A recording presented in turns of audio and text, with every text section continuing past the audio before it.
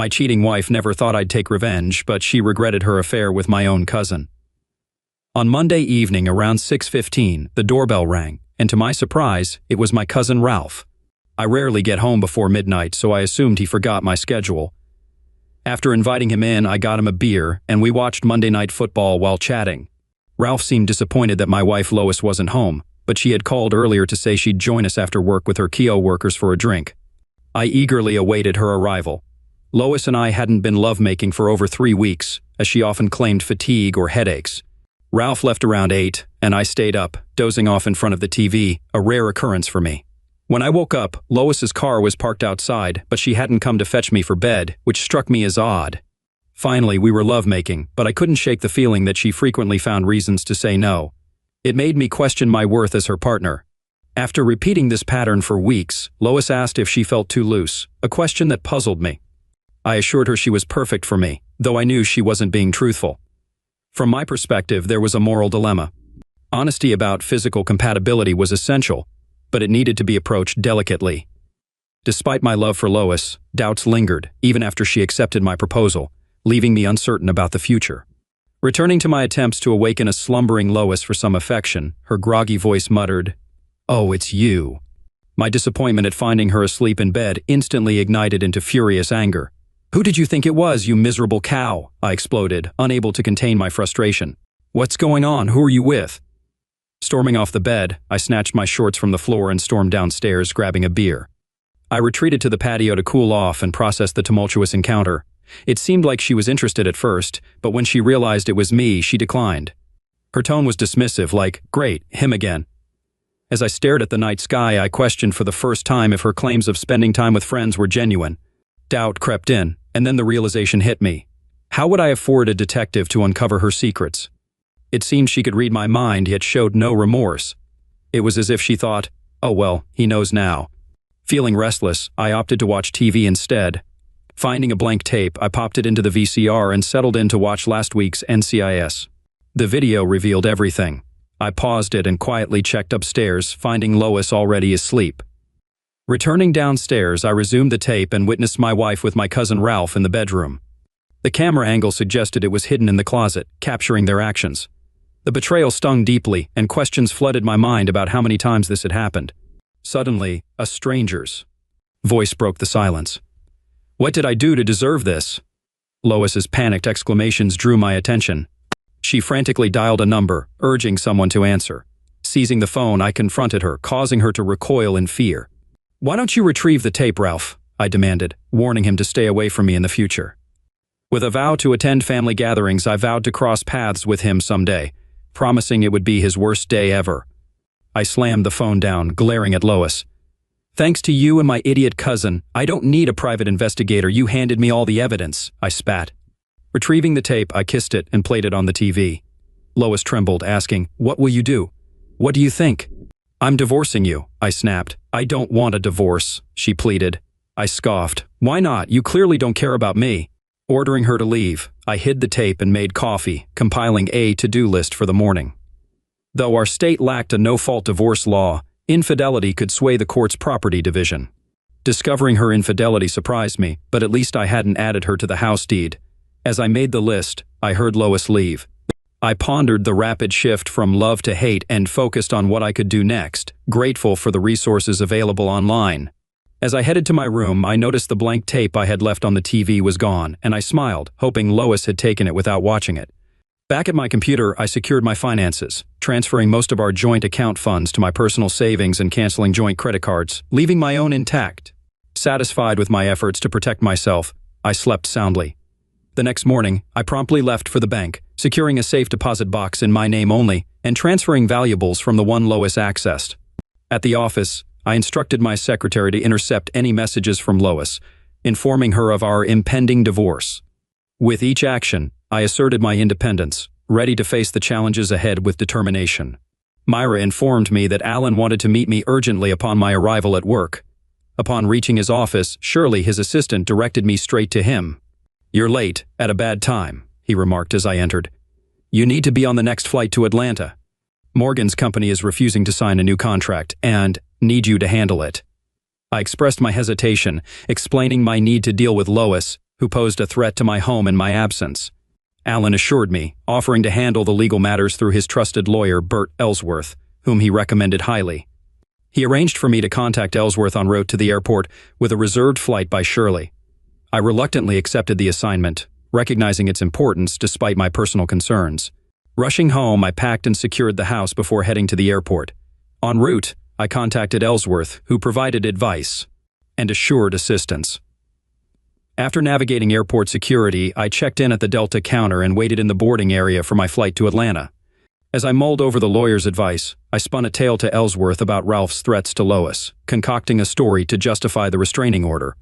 If he tries anything, I'll knock some sense into him, I falsely assured Ellsworth. I overheard Lois saying she'd love to watch, I added, layering the deceit to keep Lois at bay until my return. Despite the falsehood, I felt justified, considering Lois's own deceptions while entertaining Ralph and others. Ellsworth assured me of the restraining order's feasibility but warned of a hearing in 10 days to finalize it. My trip to Atlanta proved fruitful as I swiftly resolved the contract issue, earning Alan's praise. He informed me of the locksmith visit and his son-in-law's plan to safeguard the house during my Atlanta trip. I made courtesy visits to 2 other clients before boarding Flight 720 home. Checking my phone, I found multiple missed calls and voicemails, mostly from Lois. Deleting her messages, I listened to Ellsworth's urgent plea, urging me to call before matters escalated. Ellsworth's voicemail confirmed he secured a protective order that afternoon and would serve it on Lois at her workplace the next morning. Grateful to Alan for the recommendation, I thanked him. Returning home at midnight, a sheriff's deputy approached, asking for ID. Showing my driver's license, I thanked him for watching the house, assuming he was Alan's brother-in-law. He handed me a ring of keys, explaining that all locks in the house used the same key. Lois had visited twice, getting angry when denied entry. Inside, I noticed the answering machine blinking, but exhausted. I turned off the phone and slept in. In the morning, I checked the answering machine and found all messages were from Lois, repeating the same plea to call her. Too late, honey, I thought.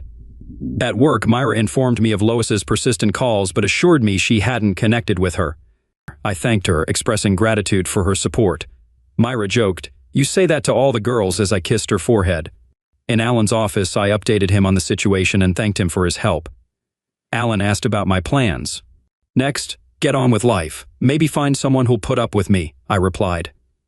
Alan encouraged me, saying things would improve over time. Returning to my office, I focused on work. I called Ellsworth, who confirmed the papers would be filed by 10 and offered to serve them to Lois before lunch. I agreed, and Myra invited me to lunch. We went to Trake, where she offered support, knowing the challenge of divorce. I could use some cheering up, I admitted. Myra handed me a paper saying, "Here's today's cheer-up attempt." Glancing at it, I found a list of names. "What's this?" I asked. "A list of girls interested in you now that you're single again." Flipping through, I noticed a few surprises. Liz Pfizer from accounting, isn't she engaged? She was, but she kicked him out after catching him cheating. "Do you really think she's into me?" I asked. "I know she is. She once said she'd snatch you up if you were single," Myra replied. I scanned the list again, 7 names, and besides Mary, 2 others might catch my interest. "So you're saying they're all interested?" "I've heard them express interest in you," she confirmed. I grinned. "I noticed your name isn't here." "I considered it, but given the circumstances, I'd rather not," she explained. "Why?" "Because, besides being married, you've just begun your divorce due to your wife's cheating," she reasoned. "I figured dating a married woman wouldn't be on your mind." "You gamble? I thought you and Harold were solid," I remarked. "We were until I found out he was cheating with his secretary." "Instead of divorce, I'm opting for kindness," she admitted. "You're wrong. Even knowing you're married wouldn't stop me." "You should have put your name," I said. "You'd be perfect for me right now." "Now I know you're joking. I'm far from perfect," she laughed. "That's where you're mistaken. You have one characteristic they lack," I teased. "And what's that?" she inquired. "You're married and they're not." "You'll have to explain that," she remarked. "Right now, I don't need an emotional connection. It would be too easy to get involved with the 3 on your list I'm interested in. You're already engaged and seemed keen on retaliation with your husband. If we got involved, it would be strictly physical," I explained. "Are you serious?" she asked. "Absolutely," I affirmed. "Don't get me wrong. I wouldn't pursue a married woman, but if she's free, that's a different story," I clarified. "What about a long lunch then?" she suggested. "Not today, but tomorrow I'm free," I agreed. "It's a date." Hypocritical? Not at all. According to Ellsworth, once Lois received the divorce papers, we'd legally part ways. At 2:45, Lois called, knowing she'd likely been served. I answered. "What do you need?" I asked bluntly.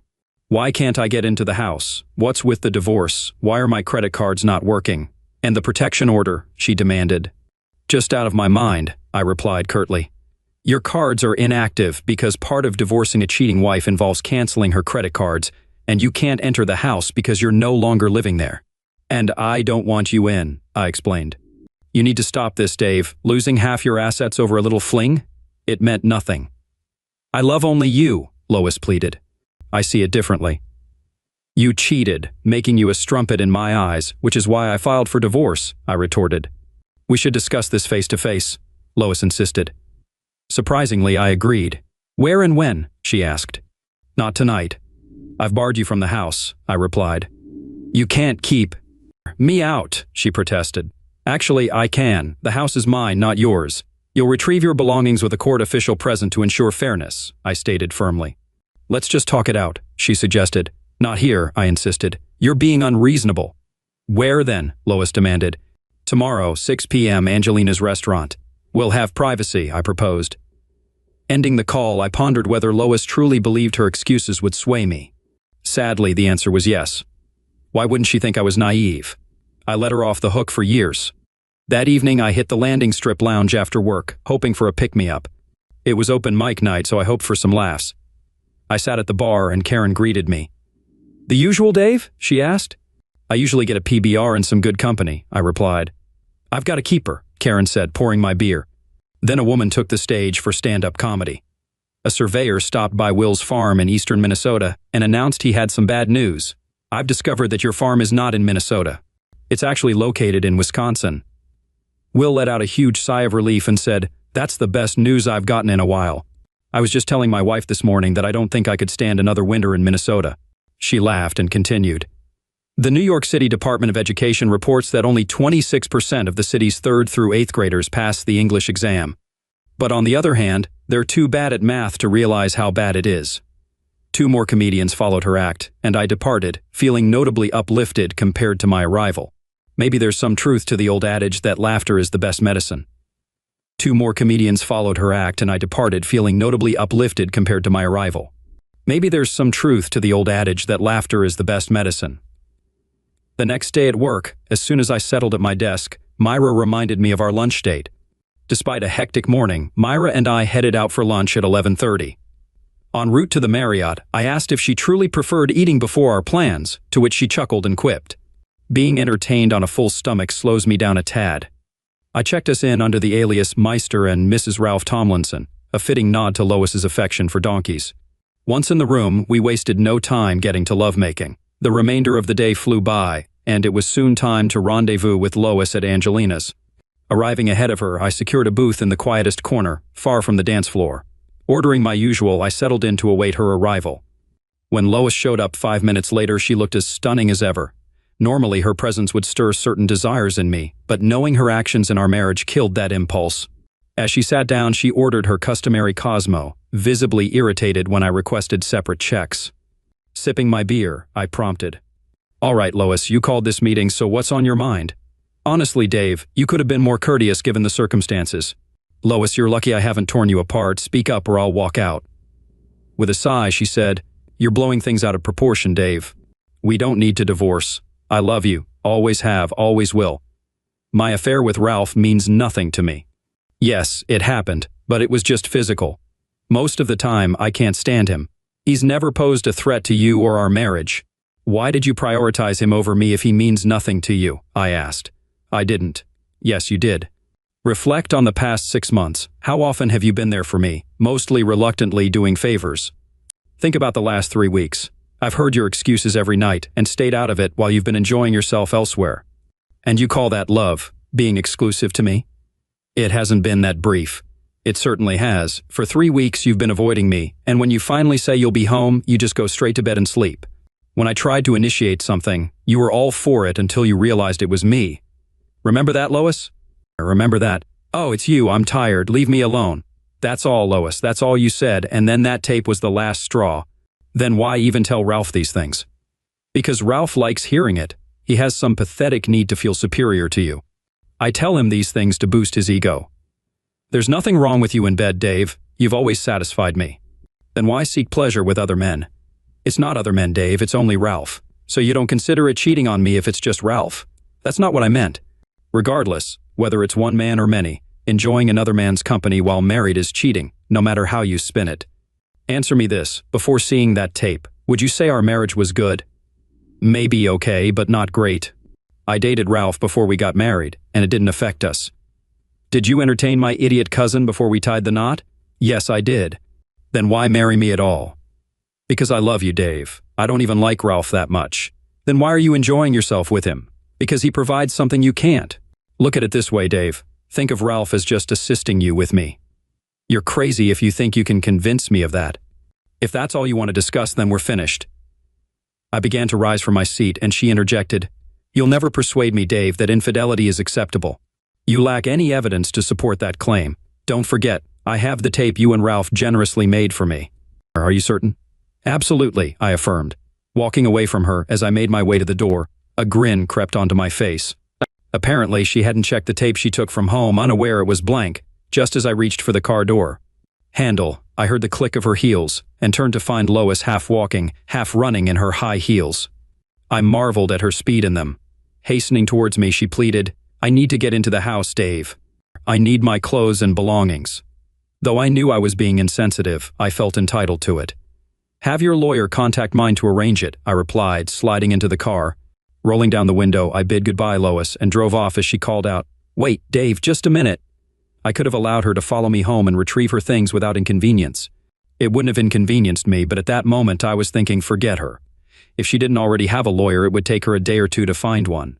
Since it was Thursday, I wagered the soonest she could secure one would be Monday, with another day needed to organize her return to the house. By then, I'd have packed all her belongings in garbage bags, showing little care in the process. If I were lucky, she'd have to take everything to the dry cleaner or laundromat before using them. Was I a bit resentful toward Lois? Not really. My relationship with Lois was smooth sailing. I slept soundly that night. On Friday, I had another lengthy lunch with Myra. As a particularly busy period drew to a close, Myra inquired about my weekend plans. Upon learning I had none, she proposed, Would you like to spend the weekend with me? I'd love to, but how will you keep it from your husband? He's going fishing this weekend. He packed up this morning, and we leave straight from work. I'm at your disposal from now until noon on Sunday, if you need me, that is. Silly girl, let's see. Dinner and dancing tonight, then play at home Saturday morning. Wake up and more playtime. Dinner and dancing Saturday night, followed by more play at home Sunday morning. Play until noon. Then brunch. Sound good? Sounds great, but how about we skip the dancing and focus on playing? That won't do. Your energy never seems to fade, and mine needs a break sometimes. All right then, your plan it is. After returning to work, I informed her I'd pick her up at 7. Pack for the weekend, I instructed, since you won't be returning until Sunday. Upon arriving home, I discovered Lois hadn't wasted any time searching for a lawyer. Upon entering the bedroom to change, I noticed part of Lois's dressing room was bare. Most of her belongings were gone. Curious, I investigated how it had happened and found a broken window in the family room facing the patio. Though I couldn't prove Lois was responsible, I derived some satisfaction from spotting blood on the glass shards, indicating she might have injured herself climbing in. I located a glass company in the Yellow Pages, scheduled an appointment for the next day, and decided to leave the mess until morning. With my decision made, I headed upstairs, showered, and dressed for my outing with Myra. We dined, danced, and indulged in drinks. Although we retired at 11, sleep eluded us until 3, leaving me utterly exhausted. After Myra had her fill of me, I set my watch for 9, anticipating the arrival of the glazier between 10 and 12. However, Myra woke me at 7:20 in a delightful manner. While awaiting the glazier, I tidied up the broken glass, completing just as the glazier arrived at 10:10. By 10:40, the repairs were finished, and by 11, Myra and I were enjoying a late breakfast at Tracus. Following our meal, I inquired what Myra would like to do next. Just relax and cuddle, that's all I want, she replied. And that's precisely what we did. Buoyed by our spirits, by 5, we opted to order pizza and continue our leisurely day. We decided against closeness on a full stomach, opting instead to lounge on the couch and watch TV for an hour or two. However, our TV viewing was abruptly interrupted mid-program. Sunday morning dawned, bringing with it the realization that I would have to return Myra to her husband. This realization sparked a thought which I voiced over pancakes at the village inn. How much time do we have left? I inquired. What do you mean? Myra responded. When are you planning to leave me? I clarified. When are you planning to leave me? I clarified. Why do you think I'll leave you? Myra questioned. From what you mentioned about flirting with your husband, I explained. I was under the impression you were just casually flirting, not involved in a serious relationship. Maybe, she responded, but it wasn't my intention. Typically, the men I encountered became possessive, wanting me to leave Harold for them. However, none of them could match Harold's lifestyle, Myra disclosed. I couldn't fathom trading a comfortable home in a nice neighborhood for a one-bedroom apartment, wondering if we could afford bills each month. Plus, they weren't any better in bed than Harold, and they were messy, she continued. And I always wore my wedding rings, Myra admitted. I failed to see the logic. You sought out attention knowing they were aware of your marital status, I remarked. True, but I wasn't seeking a replacement for Harold. I just wanted retribution, she explained. Holding on to them if they were skilled in bed didn't imply emotional attachment, Myra confessed. Admit it, if they started stalking me knowing I was married, do you think I could ever trust them if I made the relationship permanent? So, I'm just another fling? I asked. Don't be ridiculous, of course not. I've been working for you for over 5 years now, and in all that time, you've never once flirted with me. Consider what brought us here, love. I pretty much gave you an open invitation. You made it clear that you'd never pursue a married woman, and you didn't. I offered, and you had the good sense not to refuse. If anything, I'll be the one to end it, I can assure you of that. If it does happen, it won't be. Anytime soon, Myra said, smiling. Do we have time for one more before I have to take you home? She grinned. And we drove off. As I retired Sunday night, I felt like one of the happiest men in the state, maybe even the neighborhood. On my Monday commute to work, I reflected on my relationship with Myra and realized it couldn't continue, at least not in the same manner as over the weekend. I was suing Lois for infidelity, and if she hired a competent lawyer, one of their first moves would be to find something on me to use as leverage. If I got caught with Myra, Lois could count on that. But I wasn't willing to go without her for the duration of the divorce proceedings. I had already endured enough deprivation while married to my unfaithful wife. Upon arriving at work, I summoned Myra to my office, explaining the dilemma and seeking her input. I have a couple of ideas, but I'm not sure if they're feasible, she began. Tell me, and let's see, I encouraged. You have 3 uncomfortable customer chairs here. You need to replace them with a comfortable couch so visitors can sit comfortably, she proposed. I can arrange that, I agreed. Then you often stay late at work, so naturally I'll need to stay late to assist you.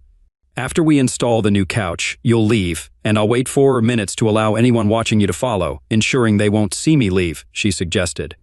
That should work, I concluded. Here's another option. I'll leave for lunch before you head to the hotel. Book a room and call me with the room number. Upon arrival, take the elevator to the 2nd floor, where the conference rooms are, then use the stairs to reach the designated floor.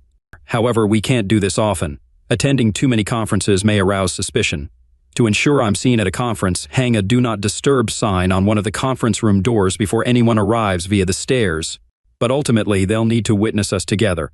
If we arrive and depart separately, we'll be fine, she added. I instructed Myra to schedule the conference for the next day, and then sent her off to work. With a busy day, I didn't get around to ordering the couch until around 4. Without waiting for approval, I ordered and paid for it myself. At 5, I called Myra into my office and informed her she needed to tell her husband that she would be working late on Thursday. The couch will be delivered around noon. How did you arrange everything with Ahern and accounting so quickly? She inquired. I handled it myself. No need to involve them, I replied. Seeing no one around, Myra kissed me as the door to the office was open. Then she remarked, I was hoping we wouldn't have to wait until Thursday.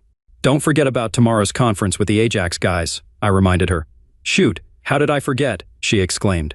Despite the encounter with Lois parked in the driveway when I arrived home, I remained in good spirits, until I spotted her positioning her car in the middle of the driveway, preventing me from accessing the garage. To allow her to leave, I parked accordingly. As I stepped out of my car, she approached me, stating, We need to talk, Dave. Things are escalating. I brushed past her, heading to her car. Opening the door, I reached for her purse, tipping its contents onto the seat. After counting the money and pocketing it, I tossed the purse back on top of the pile. You still owe me $14 for the broken window. We have nothing more to discuss, I asserted. Dave, I love you and I don't want a divorce. We can work through this, it doesn't have to end, Lois pleaded. No, Lois, there's no way we can salvage this, especially after learning you betrayed me before we even married. It's over between us, I declared. Lois was deflated. I had hoped you'd see reason, but I knew deep down you wouldn't. If you're set on divorce, I'll fight you, I won't accept infidelity. I know the laws here, and I won't settle for a 70/30ths property split, she warned. I'm sorry you won't hold yourself accountable for what you did to me, but infidelity remains a fact. You'll have to prove it, Dave, and you can't. It'll be my word against yours, and I'll deny it vehemently. I'll claim you're attempting to swindle me out of my fair share of our property. You might even face consequences for it, she threatened. You seem to forget I have visual evidence of your infidelity with my cousin. No, Dave, I haven't forgotten. I grabbed that tape as I left the house and promptly destroyed it. It's your word against mine, and without proof, you'll lose. You destroyed it? Ralph will never forgive you. He needed that tape desperately. He might even lose interest in you for destroying it. Can you grasp that? I don't care about Ralph. Yes, I desired what he offered, but I don't require it. I need you. I shrugged, stating, You still owe me $14 for the window, then distanced myself from her and entered the house. She persisted relentlessly. She pounded on the door and rang the bell for a solid 10 minutes before finally departing. Watching her retreat down the driveway, I smirked. Clearly, she destroyed the tape without verifying its contents. A surprise awaited her. I wanted her to engage a lawyer and contest the divorce. I desired her to accrue debt, spend thousands on legal fees, only to discover I still possessed the tape, rendering her expenditures futile. I slept peacefully that night. My Tuesday conference call with the Ajax representatives went smoothly, leaving me in high spirits. Upon returning home from work, Wednesday wasn't too shabby either, especially when Myra suggested a quick encounter on my desk at day's end. After ensuring everyone had left, I acquiesced. Upon completion, I reminded her of her late shift on Thursday. En route home, I opted to stop by the Landing Strip Lounge, my favorite restaurant. Unbeknownst to me, it was hosting an open mic night, making it a challenge to find a vacant seat. Eventually, I secured a spot at the bar. I happened to be present when Bobby Denton passed the microphone to a trailer repair mechanic employed by Triple T Sales and Service in Franktown. This individual was quite intelligent, holding degrees in both electrical and mechanical engineering. One day, while driving home, he heard a radio commercial that struck him as a blatant falsehood. Contemplating this, he sketched a plan for a lying robot. Upon returning home, after refining his blueprint, he constructed the robot in his basement workshop over a span of 6 weeks. When completed, he tested it in his living room. Coincidentally, his 14-year-old son arrived home 2 hours late. Inquiring about the delay, the man's son claimed he had lost track of time while playing cards with friends. With a lull in the proceedings, I finished my beer and departed for home. The following day brought 2 positive developments. Firstly, my lawyer informed me that Lois's legal counsel had reached out, indicating her intent to contest the divorce. This news brought a smile to my face. Secondly, my black leather couch was delivered. Opting for leather was strategic, anticipating the inevitable stains it would endure. This foresight proved beneficial, as Myra and I left a few stains on it later that afternoon. The subsequent weeks flew by, marked by frequent encounters with Myra, mostly on the couch after work. However, on 3 occasions we utilized the conference room, acknowledging the superior comfort of the bed over the couch. During this period, Lois called me almost daily, expressing her need for me and insisting that I couldn't prevail. She suggested we accept the past, move forward together, and forget everything. Although I could have ended these calls by changing my phone numbers, I derived a perverse satisfaction from informing her she was wasting her time. Meanwhile, Ellsworth and Lois's lawyer were occupied with legal matters. I hoped Lois's lawyer billed by the hour, as I had negotiated a flat fee with Ellsworth. Indifferent to the duration of the proceedings, Ellsworth was aware of the tape's existence, yet he never disclosed it to Lois's attorney. They negotiated with the other attorney, proposing that if I changed the grounds for divorce from infidelity to irreconcilable differences and agreed to an equal property division, Lois would cease her resistance. I instructed Ellsworth to decrease the split from 70/30ths to 65/35ths, knowing she wouldn't accept. Ellsworth informed me that he must notify the opposing party about the tapes before presenting them to the judge, as failing to settle beforehand would anger the judge. I authorized Ellsworth to use his discretion, as that was what I was compensating him for, right? It seemed Lois had someone tailing me, or at least that was my suspicion. I suddenly noticed a stranger nearby, seemingly appearing wherever I went. It might have been my paranoia, but then again, maybe not. Another week elapsed, and Ellsworth called. Lois and her attorney wished to meet. I instructed him to arrange it and inform me of the time. He later notified me, Friday at 10 in the morning. I arrived early at 9:30 and discussed matters with Bert. We decided to have the tape present at the meeting, but I wanted to toy with Lois one last time. The meeting commenced with the usual banter. Lois denied the infidelity accusations, claiming I was being unreasonable. Then I interjected, reminding her of the tape she and my cousin made. "No, I don't," she retorted confidently, aware of the lack of evidence to support my claim. "I'll make you a deal, Lois. If you sign the papers now, I'll agree to a 60-40th split, but you have only 2 minutes to decide. If not, I'll leave it to the judge." "I won't agree, Dave. You have no proof," Lois replied stubbornly. "Sure, Lois, I have a tape of you and Ralph," I stated confidently, anticipating her reaction. And just as I hoped, she became enraged, blurting out, "Damn it, Dave, I already told you I destroyed the damn tape." "Oh, so you admit to infidelity and destroying evidence," I remarked, watching her eyes widen in realization. "No, that's not what I meant," she backtracked. "Never mind, Lois. I offered leniency, but your stubbornness, as usual, led you to reject it. Let the courts decide." Lois's lawyer then interjected, "If you indeed possess evidence, you better reveal it now." I gestured to Ellsworth, and as he moved to press the play button on the TV VCR positioned at the table's end, I stated firmly, "This is your final opportunity, Lois. I'm willing to settle for a 60-40th split, but once he presses play, the offer is rescinded and we proceed to court." "Screw you, Dave, you've got nothing on me," she spat. With that, Bert pressed play, and I rose, declaring, "See you in court, Lois," before exiting the room. Before I even left the building, my phone rang. It was Bert. "They're interested in making a deal." "No thanks." I offered her a way out, but she refused. So, full steam ahead. My actions only escalated Lois's phone calls. I disconnected the house phone, and Myra knew not to pass on Lois's calls to me, leaving my cell phone as the only means of contact. I kept the same number to toy with Lois, finding amusement in the numerous unanswered calls from her. As for my personal life, Myra was providing more than enough excitement. 3 days after the meeting with Lois and the attorneys, Myra approached me saying, "We've got a problem, a major one." I panicked, fearing her husband had discovered our affair. "How serious is it?" I inquired. "Pretty serious. Harold needs to fly back to Ohio for some issues regarding his parents' inheritance. He'll be gone for a week." "So, what's the dilemma?" "How do we manage a week?" "Together?" she asked. I pondered for a moment before suggesting, "Simple. You leave work half an hour before me, drive to my place, park a block away, ensure all curtains are shut tight, and when I return home, we'll have our time. In the mornings, I'll leave for work, potentially drawing any pursuers with me. After waiting a brief period to ensure I'm in the clear, you'll head to work. We'll repeat this until the weekend, when we'll devise another plan." "What about a weekend plan like this?" she proposed. "I keep up the routine, but on Friday evening, when you return home, we stay indoors the entire weekend. Do you think you can handle spending 2.5 days with me?" "What I'm unsure of, dear, is whether I can survive 2.5 days with you," I joked. "We won't know until we try." So we went through with our plan, and I made it through the weekend. However, once it was over, I found myself feeling a bit down, especially when Myra returned home to reunite with her husband. I had grown accustomed to Myra's presence. She provided good company, and we got along well.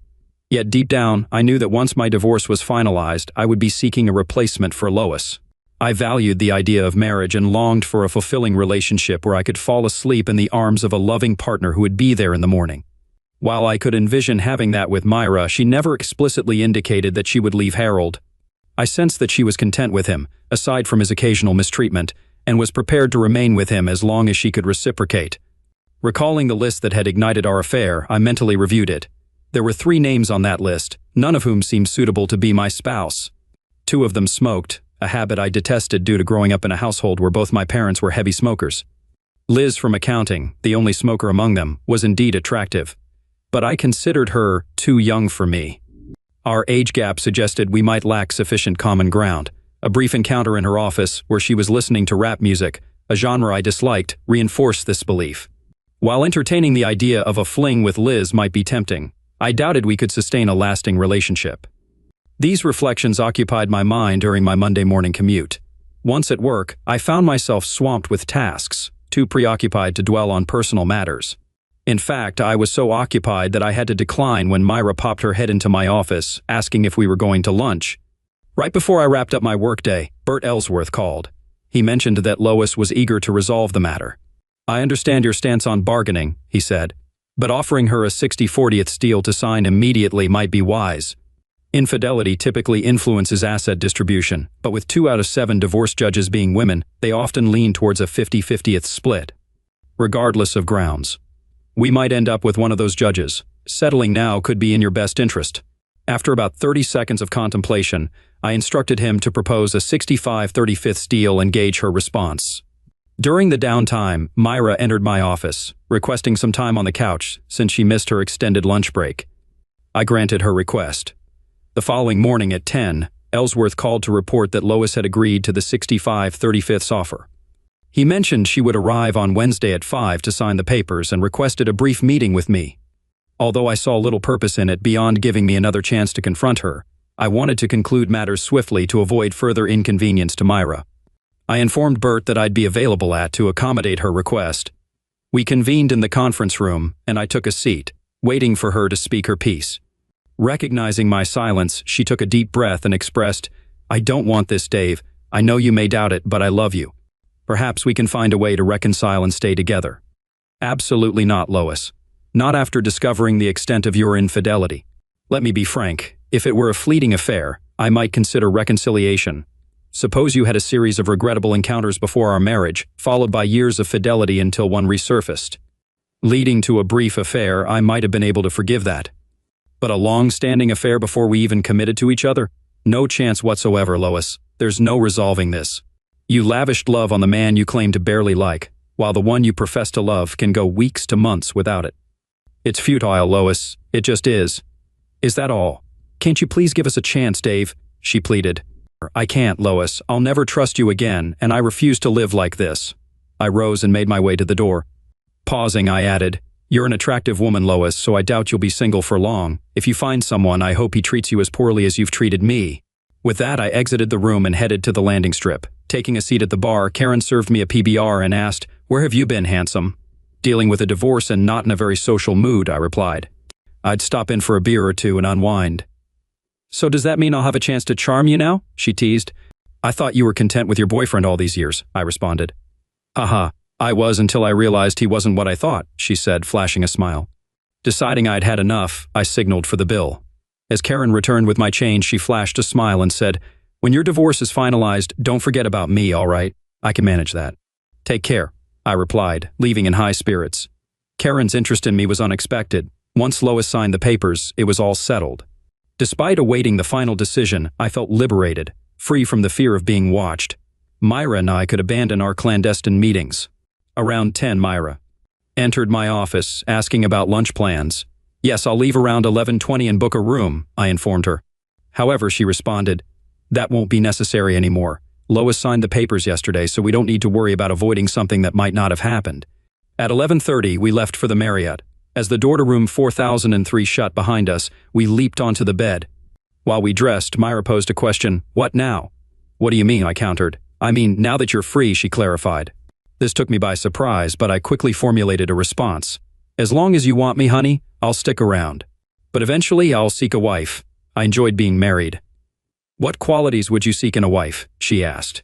"She should be attractive, love me, have the strength to tolerate me, and be a decent cook." "I can cook," she offered. I paused, realizing her true intention. In response, I stated, "If you meet the criteria, I'll prioritize your application. But there's a catch. I won't engage in bigamy." She looked puzzled for a moment until it clicked. She beamed. "Don't worry, love. Harold's days are numbered." Then a concern crossed my mind, evident in my changed expression. Myra noticed and inquired, "What's wrong, kid? What's on your mind?" "We've reached a point where we don't need to hide things from Lois. But now we have to conceal matters from Harold while you navigate your divorce proceedings." "I may be mistaken, but I doubt it's necessary," I explained. "I'll present him with a choice, infidelity or irreconcilable differences. I possess ample evidence of his infidelity. If I threaten to expose him, he'll likely opt for irreconcilable differences to protect his career aspirations. Harold aspires to climb the corporate ladder, aiming for a vice presidential role. However, the CEO and several board members are devout Christians. His chances may diminish if his affairs come to light. While it might inconvenience me for a week or two in a motel, we can handle that, can't we?" Myra reasoned. Myra's strategy unfolded as planned, and she wasted no time executing it. Following my suggestion, she arranged a meeting with Ellsworth for Friday. She requested Bert to draft 2 sets of documents, one citing infidelity and the other irreconcilable differences. Just before the bank closed on Saturday at 11:45, she withdrew half of the checking account, all her savings, and 4 of the 6 CDs from the safe deposit box. Returning home, she gathered Harold's belongings that he had left in pursuit of gold, loaded them into her car, and checked into a motel. By 3, she returned, prepared dinner, uncorked a bottle of wine, and while dining with Harold, revealed her awareness of his affairs, backed by PI reports on 3 of them. She asserted she had reached her breaking point and intended to divorce him. She detailed her financial actions, offering to relinquish her share of the house, which exceeded her bank loan. Presenting him with divorce papers, she outlined his options and set a deadline of 10 Monday morning for his decision. Departing with a smile, she left the dirty dishes for Harold. As anticipated, Harold phoned her on her cell, opting for irreconcilable differences. On Wednesday, they convened in Bert's office, where Harold signed the documents. Myra opted to remain at the motel over the weekend to let the situation settle. Later, she moved in with me, and we planned to cohabit until our divorces were finalized, then wed. However, this posed a dilemma. Myra excelled in her role and wished to retain her job, yet our company prohibited relatives from working together. While we could both stay, one of us would need to relocate. Unfortunately, the nearest facility for transfer was 90 miles away, impractical for us. Hence, we decided to conceal our marriage. Myra retained her surname, preserving her health insurance until, if ever, we were discovered. Then Myra would resign and seek another job if she desired. She didn't really need to work, considering my substantial compensation. She checked out of the motel on Sunday and moved in with me by 3 p.m. The following 2 months passed swiftly without incident, and I began to unwind and lower my defenses, a significant error. Lois called once or twice a week, and I typically answered to dismiss her, deriving satisfaction from doing so. I should have anticipated her persistence. On a Wednesday evening, Myra and I were at the landing strip enjoying a drink or 3. We frequented the place occasionally, not necessarily on Wednesdays, as it had always been my preferred spot. However, we were there that night to support one of the accounting girls trying her hand at performing. We applauded Shelley's effort, but both Myra and I agreed she was better suited to her job than show business. Her routine began with the scenario where a man engrossed in reading the newspaper gets struck on the head by his wife with a frying pan. "Why did you do that?" he inquired. "For the paper I found in your pocket with Jenny's name," she retorted. He explained that Jenny was the name of a horse he bet on at the races. Apologizing, she resumed her chores. Days later, as the man watched TV, his wife punched him again, this time with a larger pan, causing him to lose consciousness. Upon awakening, he asked, "Why?" "Your horse was calling," she quipped. After some laughter, the storyteller continued, an elderly couple, despite mutual disdain, remained married for years. Their arguments often resounded late into the night, with the old man threatening to haunt his wife after passing away, which frightened the neighbors who suspected him of practicing black magic due to odd incidents. Upon his demise from a heart attack at 85, his funeral featured a closed casket. At the burial, neighbors expressed concern to his widow about his potential return. She scoffed, asserting she'd buried him upside down, confident he wouldn't ask for directions upon resurrection. "You keep your damn hands off my man, you damn strumpet." Lois's voice cut through the air, dripping with venom. I whirled around to see her pouring a drink over Myra's head. Before I could react, Myra retaliated, splashing her own drink into Lois's face. Lois stumbled to the floor, and I wasted no time grabbing Myra and pulling her out of there. As I started drying us off with some rags from my trunk, Lois stumbled out of the door, her footing unsteady from a blow to her nose. And who was there to help her? None other than my prick cousin Ralph. I dropped the rags and yelled, "You rotten son of a cow," and launched myself at him. He let go of Lois, who collapsed, and then he bolted. I chased him for 3 blocks before giving up and heading back to the strip parking lot. When I returned, I found Myra pinning Lois against the car's fender. Myra was screaming at her, "Get it into your stupid head, you stupid cow. I didn't steal him from you, you threw him away, and I was lucky enough to catch him." As I approached, Myra backed away and said, "Let's get out of here. Get in the car, I need to go inside and straighten things out with Joe." I found Joe inside and assured him there was no damage. He even joked, "Next time, do it during intermission so the customers have something to look at when no one is on the mic." Back outside, I saw Lois waiting for me at the entrance, but Myra was already in the car. Lois stepped toward me, pleading, "Please, Dave, give up the divorce. I'm dying, baby. I need you. I love you, and I know we can work this out." "You must be the stupidest human being on the planet, Lois," I said, shaking my head in disbelief. "Here you are, professing your love for me while your current date is the reason behind your divorce. And to top it off, you're not even discreet about it. You need to let it go, Lois. The only feelings I have for you are hate and disgust. Leave me alone." With that, I walked around her, got into my car, and drove away. Both divorces were finalized. I proposed to Myra, but she surprised me by saying, "Ask me again in a year, baby. Let's see if we're truly right for each other after living together for a while." I waited a year and proposed again, and this time she said yes. We opted for a civil ceremony at the Justice of the Peace, as we didn't want another big wedding. Lois ended up marrying Ralph, but their marriage didn't last long. It turned out Ralph had been cheating on her with several other women, one of whom gave him a disease that he passed on to Lois. While cheating on me seemed acceptable to her, being cheated on was a different story entirely. She couldn't tolerate it. 6 years after my marriage to Myra, Ralph made the mistake of attending a wedding that I also happened to be at. I kept my long-standing promise to him.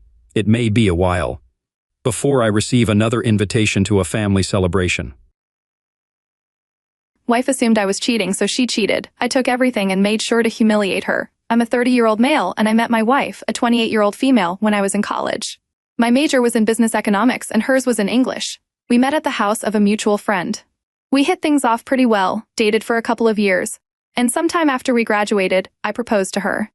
She said yes right away. That's the summarized version of our courtship, since I don't think there's anything really noteworthy in there.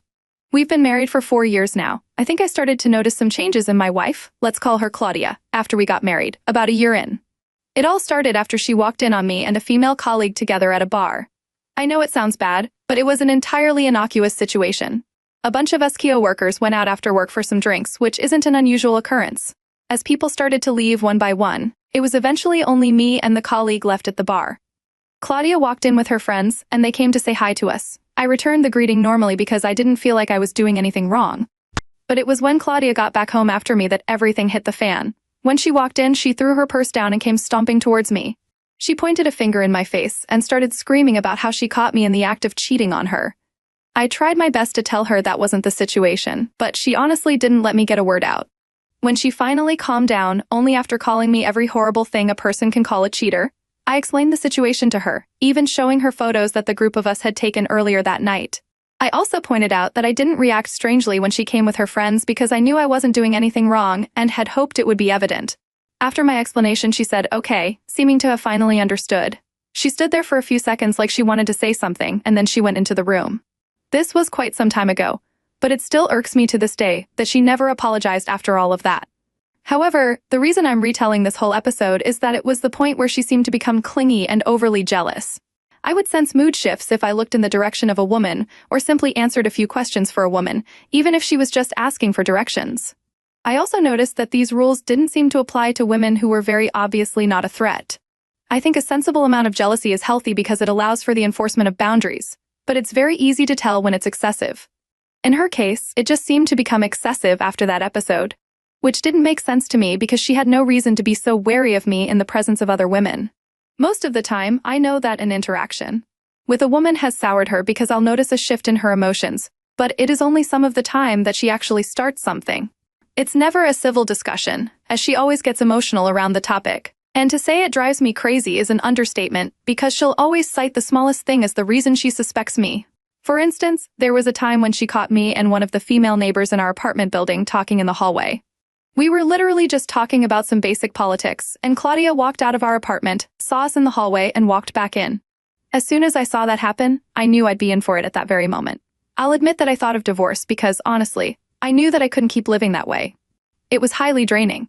The only thing was, I felt like it'd be better for us to approach couples therapy first, at least before I ended things with her. After all, I love her.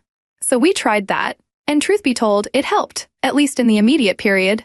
But things took a comedic turn when she felt the therapist was taking my side too often. Then, the therapist was the next person who Claudia assumed was trying to sleep with me. I remember laughing out loud the day she expressed that thought. It didn't make the situation better, but I couldn't help it.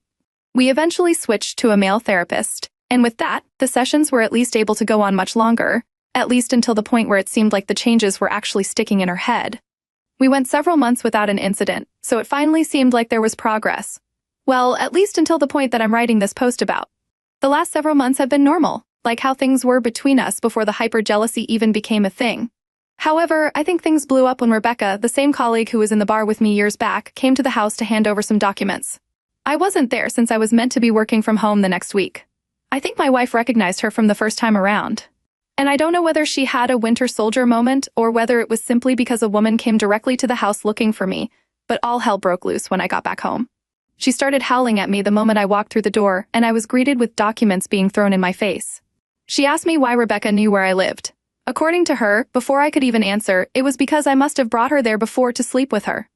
The real answer was simply that I had told her where I lived when she said she wanted to drop the documents off. It didn't help that Rebecca is quite a curvy woman, so it then moved into a rant about how I must like women who are owed a lot more than she is, and I must have been sleeping with them all over town. She even said she was going to get herself tested for STDs, because she was entirely convinced that I had cheated on her numerous times. Once she was done raving, I walked into the house, took a few basic things that I would need, and walked out. I honestly had nothing to say to her, especially not in that state. I also knew that no matter what I had to say, it probably wouldn't enter her head because when she's in that emotional state, the voice of reason doesn't get to her. I knew it'd be better for me to leave the house entirely, so I did that. I heard her shouting behind me, "Enjoy Rebecca's bed now." This happened very recently, and I've been sleeping in a hotel since then. The thing is, I'm set on divorcing her because I really can't live several more decades of my life, best case scenario, dealing with a woman who thinks that I'm cheating with every other woman in existence. The problem is, I know that the therapy sessions help to some degree, and I'm fighting with myself, trying to figure out whether I should try and attend sessions with her again, or whether I should just give up. I think this is the decision I need help with, so I'd love it if you could all give me your opinions and thoughts on the situation. Edit. I've seen several comments saying that I've already tried enough and I should just let go of our relationship already.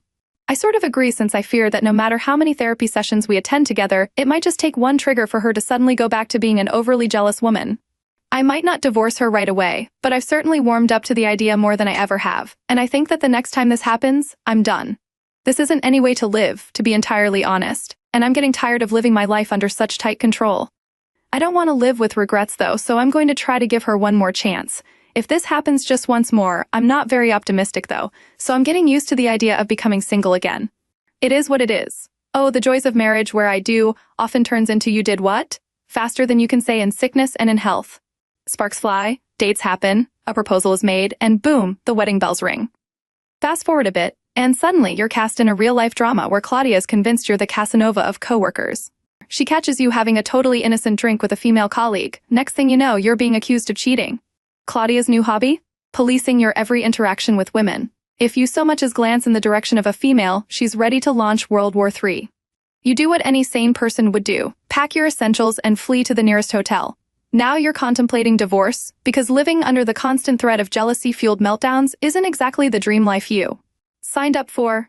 Life's too short to live under constant suspicion. If Claudia can't find a way to trust you, then maybe it's time to write the final chapter in this saga and start fresh.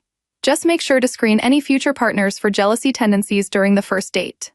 Update. Well, here's an update that I wasn't expecting at all, and I don't even know how to express how freaking pissed off I am with this new development.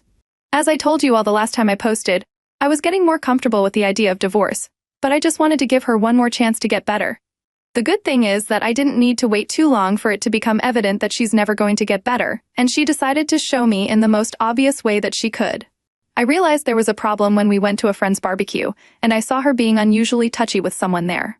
We didn't know the person, but I asked the host, who is my good friend, and he told me that the guy was recently divorced and worked in the construction industry.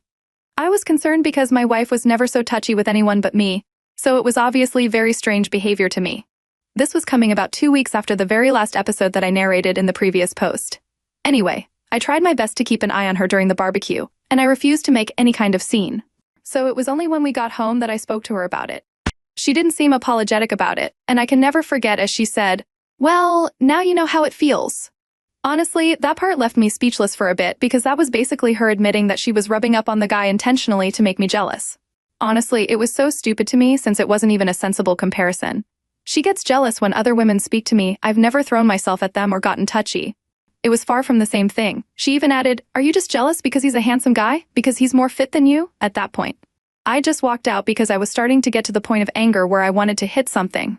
She said nothing as I turned and left, and honestly, as I did, I knew for a fact that I was going to be getting in contact with a divorce lawyer. I didn't return to the house until 3 days later. The funny thing is, even if I hadn't been sure enough, she set the decision in stone just a day later. I got a call from a friend who had hosted the barbecue. His name is Bill, and he seemed pretty serious. He said that we should meet, so I agreed to. When I got to him, he told me that his friend, the one who my wife was talking to and I had asked about, called him. According to him, the guy said that he had hooked up with Claudia the day before, which was literally the day after I left the house, and he wanted to know what Bill thought about her since she said she was single. I must have zoned out at that point because I honestly can't remember what was said after then. By hooked up, it seemed clear that they had sex, and Claudia presented herself as single to this man. The worst part is that I might not have found this crap out if the other guy hadn't come to talk to Bill about it. My head was spinning at that point, and I didn't know what to think. I didn't even know how to proceed in the immediate moment. Bill could see that I wasn't paying attention though, so he waited for me to come back. He said that he had told the guy that she was married, and the guy seemed genuinely shocked. Apparently, she had given no indication whatsoever that she was a married woman, and he told Bill, "Forget I asked, and I'll forget about her immediately." As soon as he finished telling me all of this, I went home right away to confront her. I didn't rehearse anything, and I was ready to let my pure anger guide the way when I saw her. Honestly, was there anything rehearsed that could best express how to handle someone who was cheating on you? When I walked back into the house, I wouldn't quite say she was in a good mood, but she was more chatty than she normally would have been after something like that.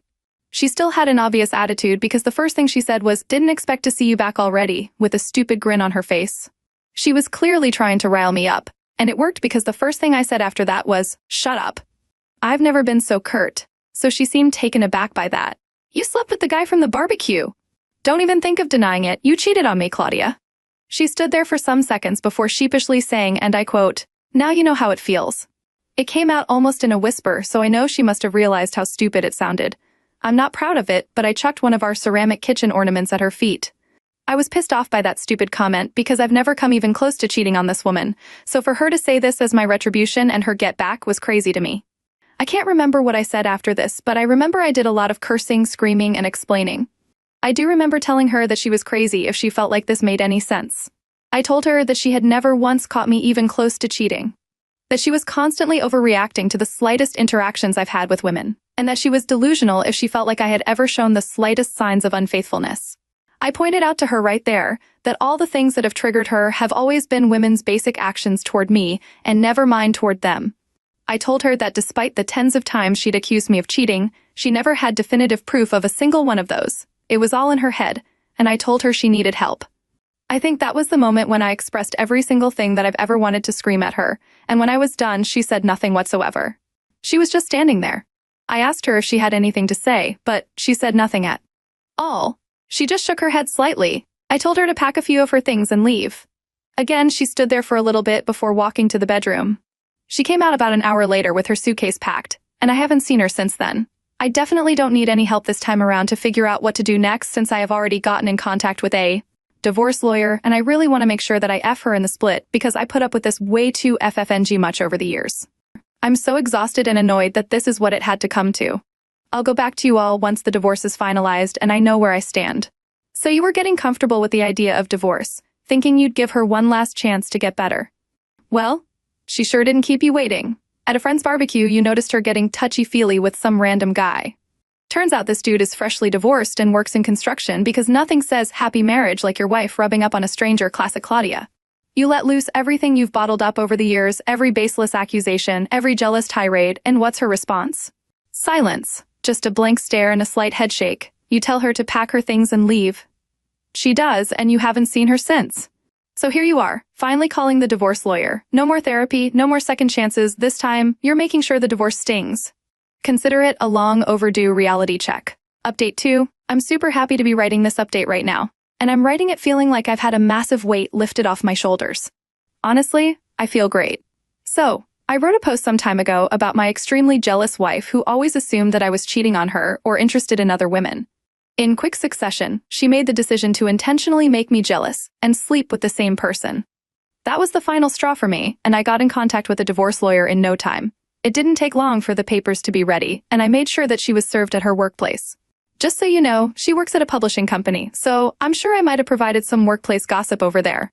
In fact, I know for a fact that I likely did, because she sent me a really angry text that evening, talking about how I had embarrassed her and how she knew I was being vindictive.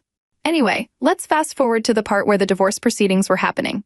I messed up big time because I had no evidence whatsoever that she cheated on me. I didn't have a recording of my conversation with my friend Bill or the affair partner's confession to Bill. I tried to see if Bill could call the affair partner to admit it somehow, but that wasn't practical.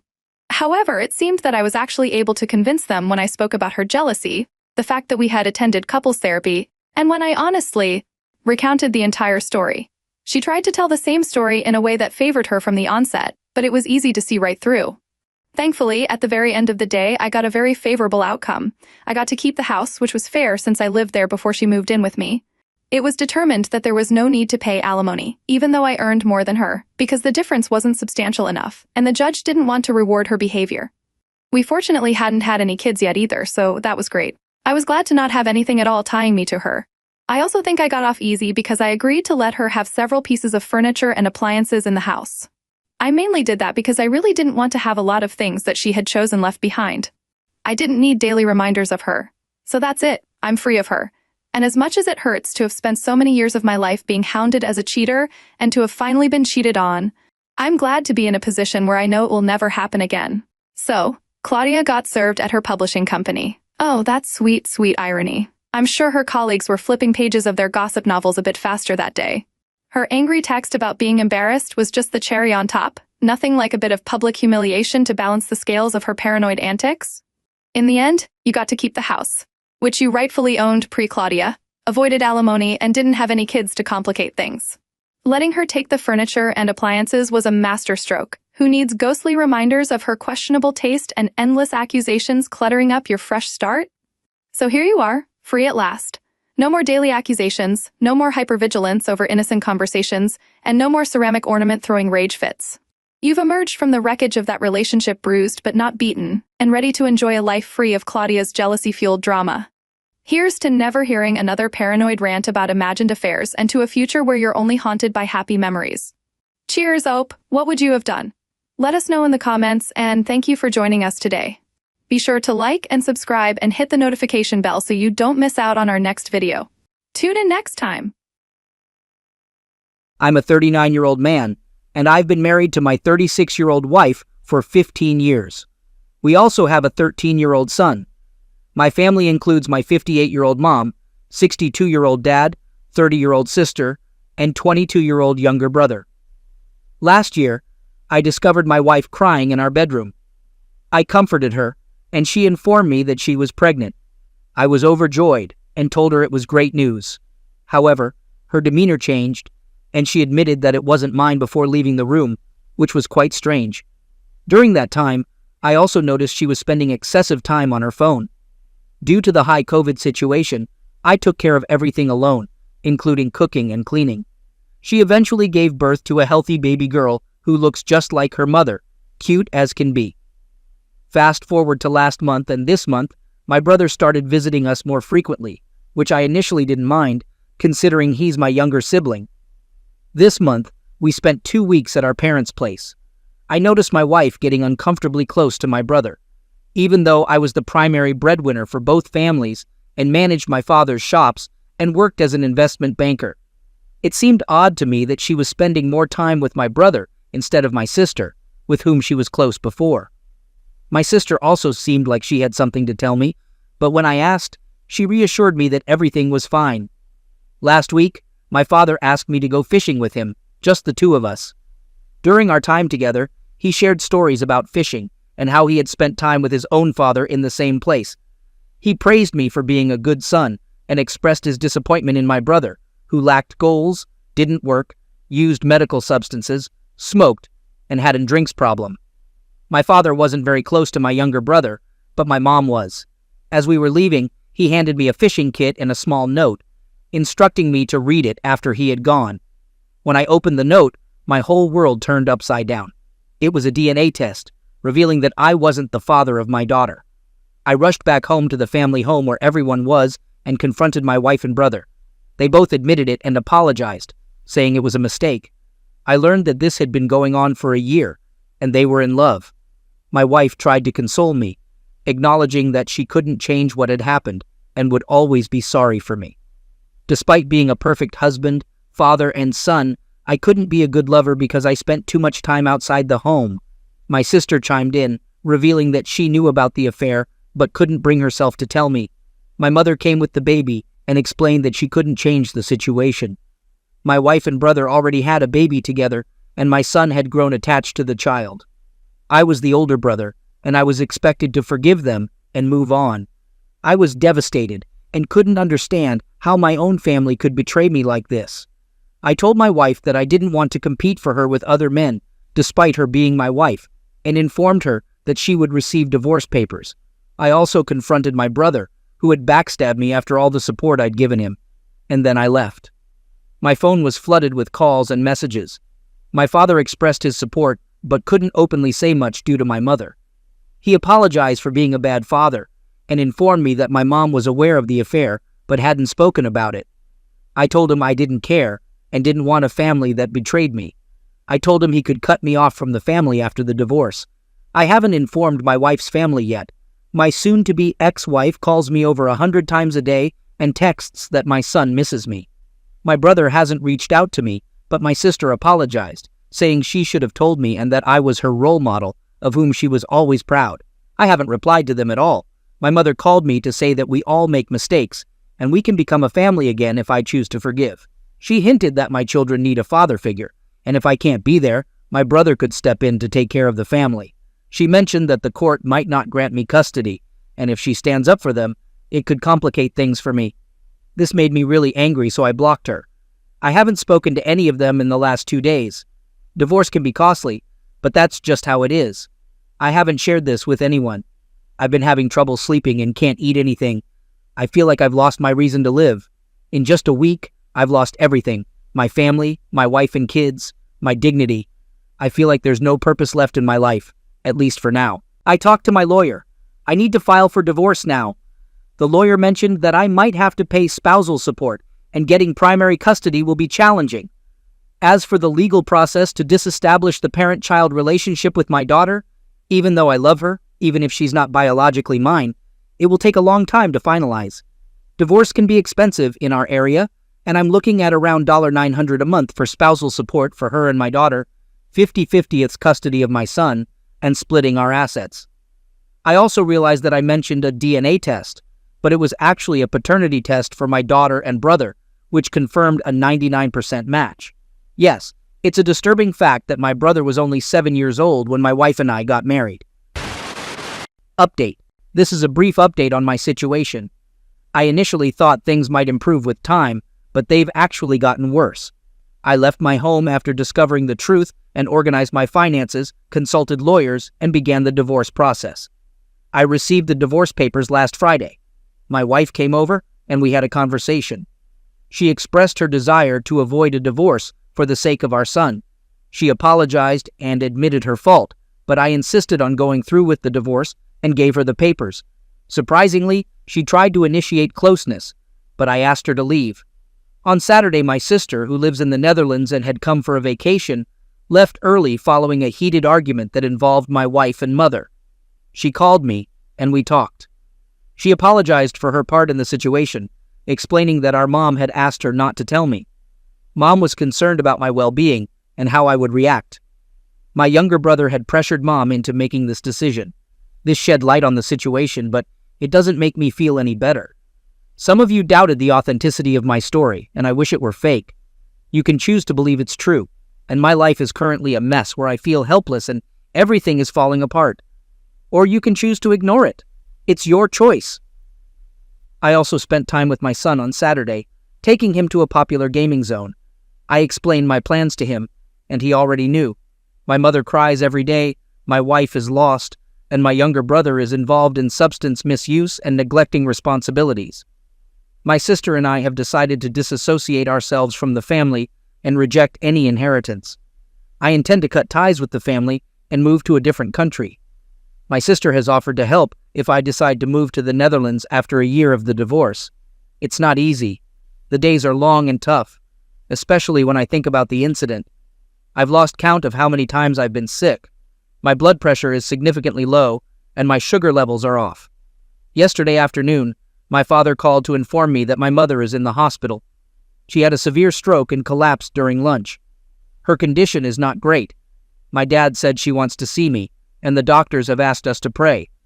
Her condition isn't stable enough for her to be discharged. My wife is handling everything for now, and my brother is only visiting for a short time. My newborn daughter, along with my son and dad, is with my wife at the hospital. Dad told me this could be it, and he wants me to visit her. I've informed my sister, who is conflicted about it. I'll be honest, part of me wants to see her, but the larger part doesn't. She's my mother, no matter what, but she chose to betray me, hurt me, and support my wife. It wasn't the affair that bothered me. It was the betrayals from my family and how they knew everything, but didn't tell me. My own mother even threatened to cut me off from the family. Now, suddenly, she's in the hospital and wants to see me. I'm not feeling good or happy about this at all. I think about self-destruction every day. Therapists have been unhelpful, just offering a place to vent. They're a waste of money. Many of my relatives visited my mom in the hospital. Word about my wife's affair has spread to some close relatives. My favorite uncle criticized her harshly in the hospital, but my teenage son managed to calm him down. It's a complete mess. I've talked to a few friends and they advise me to go through with the divorce, move on, relocate to another country, and start fresh with someone else. But right now, I can't plan anything. I'm lost. I've also consulted my lawyer, who told me I can claim my share of the inheritance if my mother hasn't made a will. I won't be able to get it if I reject my inheritance or if she cuts me off. None of that has happened, but I have no interest in money, inheritance, or family. I just want my son so I can break free from this dysfunctional family and regain my sanity. As for the paternity issue, it's going to be more complicated than the divorce itself. Cheating isn't a clear-cut deal-breaker in most places, but being a stay-at-home mom can be a significant factor. It may affect me in various ways. However, if I let go of my inheritance share, it could give me an advantage and potentially exempt me from paying spousal support. But it all depends on mutual agreement. Right now, I'm torn between my mother's condition. I can't believe how much things have changed in just 3 weeks. This is truly the lowest point in my life. The only thing keeping me from taking drastic action is my son. Update. Consider this a release and a confession. I physically confronted my brother severely because he wrecked my family.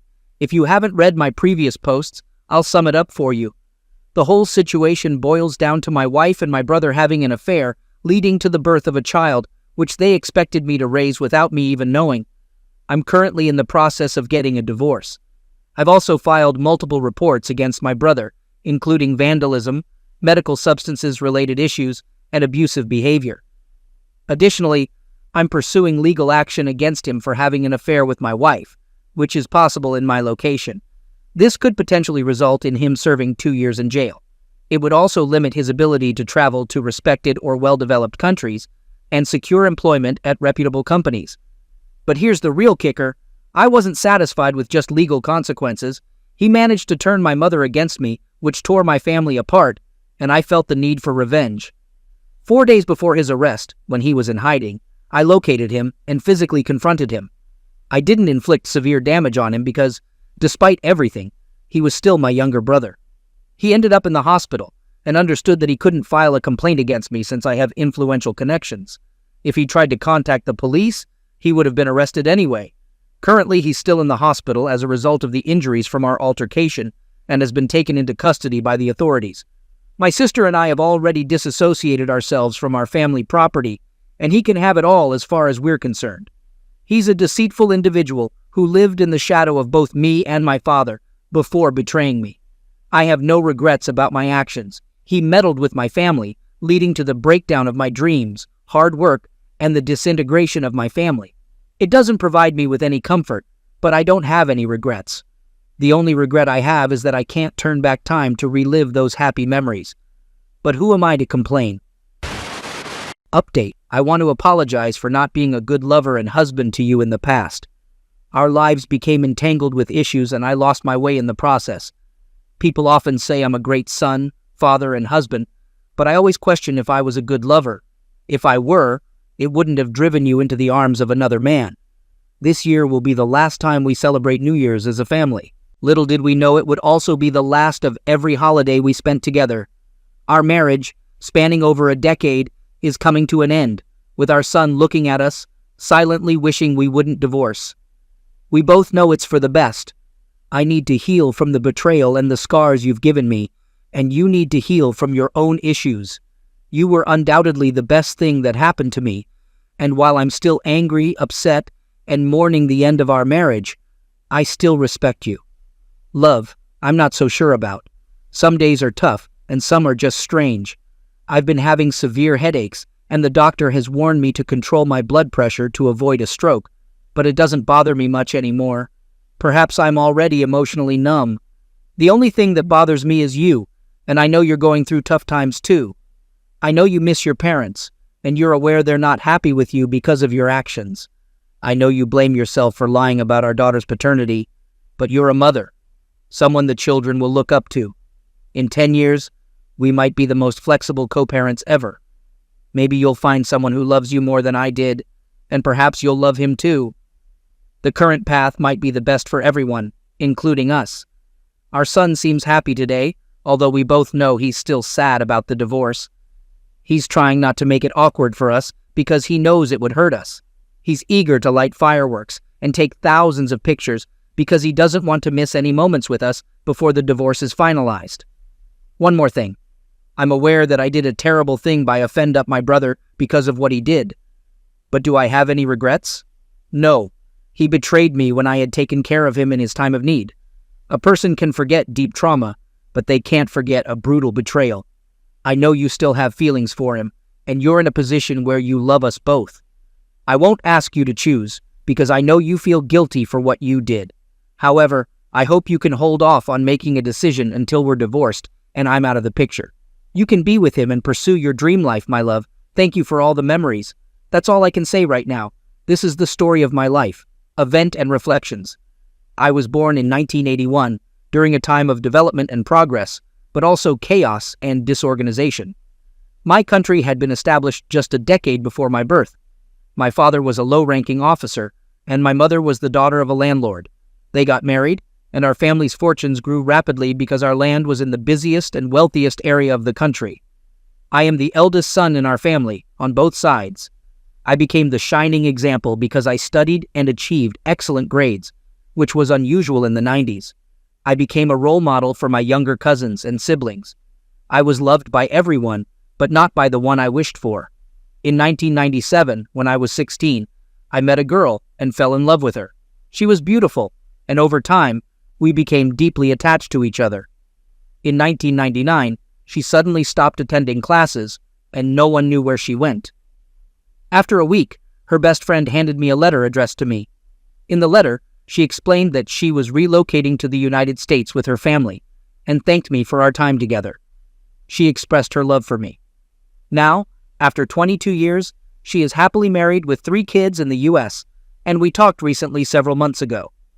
A few years later, I found myself in a desk job that paid well, even though I had never been interested in desk jobs. I thought about it, and as I was starting my career, the first job I landed paid me well and didn't require excessive work. It seemed like a good opportunity. Over the years, I constructed buildings, invested in stocks, and managed money that contributed to our growth. Now, we own a total of 14 apartment buildings in our city. 4 of them are mine, and 10 are under my mom's name, as well as several shops and markets. We've established strong connections with politicians and local authorities, and we are financially stable. However, this newfound wealth further spoiled my family. My younger brother was a young and innocent child, but he was indulged by my mom's financial support, excessive spending, and a lack of discipline. He was the spoiled kid who received money from our parents and didn't care. I tried to talk to my mom about this, but it didn't lead to any change. He was, after all, my brother, and I had played a role in it too. In 2006, my mom suggested a girl for me, and they came from a decent family. We were financially stable, I had a good income, and my dad was retired. I thought, why not? We got married, and over the years, our bond grew stronger. She embraced my family as her own, and my family reciprocated that love, treating her like a daughter. She blessed me with a son, and my love for her deepened. Everyone adored my son, especially my mom, who cherished him. Then, in 2012, my sister left for the Netherlands, and her journey wasn't easy. She now owns property in the Netherlands, has citizenship, and has applied for a green card. However, as time went on, my brother became more spoiled. turning into the family's troublemaker. We received complaints about his medical substances and drinks use, which led to conflicts with my mom. I, too, would argue with my mom because I felt she was spoiling him, and my attempts to reason with him failed.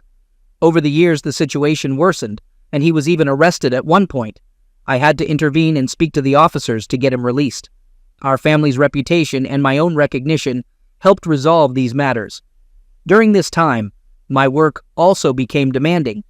We had moved from youth to middle age, following the cycle of life, gradually becoming like our parents, the very individuals we used to look up to. The excitement of life and marriage had turned into routine, filled with stress, and I found myself less attracted to my wife. My libido decreased, perhaps due to stress. 2 years after this change, it was revealed that my wife and my brother were having an affair, resulting in her pregnancy with our daughter. Though she isn't biologically mine, I can't bear to part with her. This discovery triggered a devastating chain of events that tore my family apart. My sister, who had returned from the Netherlands, cut off contact with our entire family. My wife was devastated, but she knew that this day would come sooner or later. My mom suffered a severe stroke, my dad had been emotionally distant for a while, and the home he had built was destroyed. My son was deeply affected as well.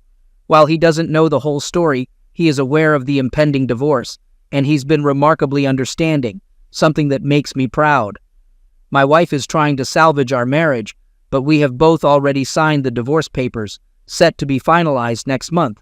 She will receive 20% of my income as spousal and child support for 3 years, child support until our daughter turns 18, and she won't receive any of the assets as they belonged to me before our marriage. She has accepted these terms. I will remain the legal guardian until our son turns 17, while she will be the guardian for our daughter until she reaches puberty, at which point I will become her legal guardian until she turns 18. My brother is currently in jail, recovering from his injuries but in need of rest. He received a 1-year sentence for medical substances use and having an affair with my wife. I can't say I feel good about this. I've talked to my dad, her father, and her mother, and they've all told me that it's entirely my decision whether I want to try again with her in a few years or not. I haven't spoken to her yet. The demise of a marriage is one of the most painful things to witness. I love her, but I know this is the right path. I'm planning to take my son to the Netherlands, and I don't need any application or permission from my soon-to-be ex-wife since I'm the legal guardian. My mom has been making efforts to rebuild our bond, and I've spent time with my favorite uncle, who suggested giving her another chance. People make mistakes, and what she did was unforgivable, but it won't change anything. It will be a punishment for her, but even so, giving her space and time to change is essential for both of us. My mom has been suggesting that I get married again, but I haven't discussed that with her. I've also submitted my resignation. It's time to bring this chapter to a close. Life can be frustrating at times, and I've always wanted to visit Mecca, a holy place for us, with my family. But now my family seems to consist of just my son and me. I don't want to bring anyone else, and in a few years, once all the paperwork is finalized, I plan to move to the Netherlands. I can't just leave abruptly because I have so many responsibilities here. This was a way to get things off my chest. I'm not sure if it all makes sense. Things have been challenging, and I apologize for the disorganized presentation. To anyone who has listened this far, thank you for your time. Update. I have a lot on my mind right now. I'm feeling queasy, and my hands are shaking as I write this. There's much I want to say, but I find it hard to put into words. Today is Sunday, a bittersweet day. It marks the end of my marriage, as our divorce was finalized earlier this morning, concluding almost 16 years together. Mixed emotions swirl within me. Part of me is relieved, yet part of me is downcast. I loved that woman. She was the second love of my life. She also brought me to my lowest. I'm at a loss for words. To update you, our custody arrangement is as follows. I'm the legal guardian of my son until he turns 20. She's the legal guardian of our daughter until she reaches puberty. After that, until she gets married, I'll be her legal guardian. My daughter is going to spend these initial years with her as she's only 10 months old. However, I can visit her whenever I want. In my country, the birth certificate is issued after a child is a year old, so I'll be signing it, as she is my daughter. I'll have to pay spousal support for her for 3 years and child support until both kids turn 18. It amounts to around 20% of my income, which is approximately $1,000 when converted to USD. It's essential to note that the cost of living in our country is lower than in the US. I don't need to pay alimony, just a type of dowry known as Dean Mar, but not exactly dowry. I've also transferred one of my apartments to her name, not for her, but for the sake of our daughter. I want my kids to grow up in a safe and comfortable environment. Despite what she did, I can't expose them to danger. Her family has disowned her entirely, but her mother will maintain contact, and her sisters will help care for my daughter. My ex-wife spoke to me after our divorce. I could see that she hadn't slept, but she thanked me for the years together and asked for my forgiveness. This time, I told her that I did forgive her. We wished each other the best of luck and parted ways. I know she was sad and heartbroken, and so was I. It was perhaps the best course of action. I've resigned from my job since my family's property provides sufficient income, rendering the job unnecessary. I'm planning to take a few months off now. When I signed the final papers, it felt like a massive burden had been lifted from my shoulders. I'll be visiting my mom in a few hours and spending the night at my house. I recall saying that I wouldn't consider dating, feeling that my youth had passed. I'm turning 40 this year. Normally, at 40, people start planning for retirement and paving the way for the next generation. But it seems like I'm restarting at 40. I met a cousin of one of my friends on New Year's Day. She's 29 and left a strong impression on me. It turns out she's the therapist I've been looking for all along, and I can't express how significant that is. I saw her again on January 14th at a festival, and we ended up in bed after a night of drinking. I'm not proud of that. We've become friends, and I learned that she was planning to get engaged, but her boyfriend passed away. It took her 7 years to let go of her grief, during which she tried dating, but it wasn't successful. My wife knows about her, but we haven't discussed it or our feelings. Everything is quite messy, and it's been a tumultuous 4 months with significant changes in my life. My son has grown up, and I'm proud of him. I had initially planned to visit the Netherlands, but I've decided against it. This is the place where I was born, where my forefathers were born and laid to rest. My legacy resides here, and I want my sons and their sons to know about our history and heritage. I don't see how I can achieve that in the Netherlands. My girlfriend, the therapist I mentioned, suggested visiting, but I turned down her offer. Tonight it's just going to be me, and I've got a bottle of Jack Daniels. I'm uncertain about what lies ahead on this journey. I don't feel better or worse. I'm merely indifferent. I'm nauseous, and all I want is a good night's sleep. I wish it were all just a dream that I could forget. I don't know if I'll ever have a good relationship with my brother, my mom, my dad, or even my ex-wife again. Things will never be the same. I do, however, respect her as the mother of my kids, and I'll try to be there for her. My ex-father-in-law reached out to me, expressing his regret for not being a better father to ensure his daughter's upbringing. In life, some things are meant to be a certain way. We invest time, money, and effort, but ultimately, the decision or choice isn't entirely ours. Such are the sacrifices made by both men and women. I have great admiration for people who have gone through such a traumatic period in life. Until yesterday, I often wondered if I made the right decision to get a divorce. That thought still lingers in my mind, and I'm unsure if I made the right choice. I'm unsure if I'll ever get over this betrayal or if I can truly start anew. For tonight, it's just me. My son is with my mom and will stay there for the night. This is it, folks, this is it. Here's to the journey ahead, the life ahead, and here's to the pain and to the people who have reached out to me. Comment. It's been only 4 months, and you've gone through a whirlwind of events, from discovering your wife's pregnancy with your brother, to physically confronting him, cutting off ties with your mother, divorcing your ex, and even dating again. I must say, that's an incredibly rapid sequence of life-altering changes, and it's a lot for a child to handle in such a short time. I understand you may believe your son can comprehend and process all of this, but he's still a child, and the pace at which all of this has happened is far from what could be considered normal. It's crucial to remember that your son needs a stable and healthy environment. He has witnessed you leaving for a brief period, cutting ties with family members, learning distressing information about his uncle, and losing his mother in just 4 months. The depth of trauma your child is experiencing must be significant, and as a child, he doesn't have the emotional maturity to process all of this properly. Instead, he might be bottling up his feelings while you praise him for growing up. This approach invalidates the incredibly challenging experience he's going through. You need to provide your son with an environment of normalcy and stability. Don't force him to suppress his emotions, and don't pretend that everything is okay. It's not okay. Your son deserves a chance to process what has happened in a healthy way, so he can have the possibility of developing normal relationships in the future.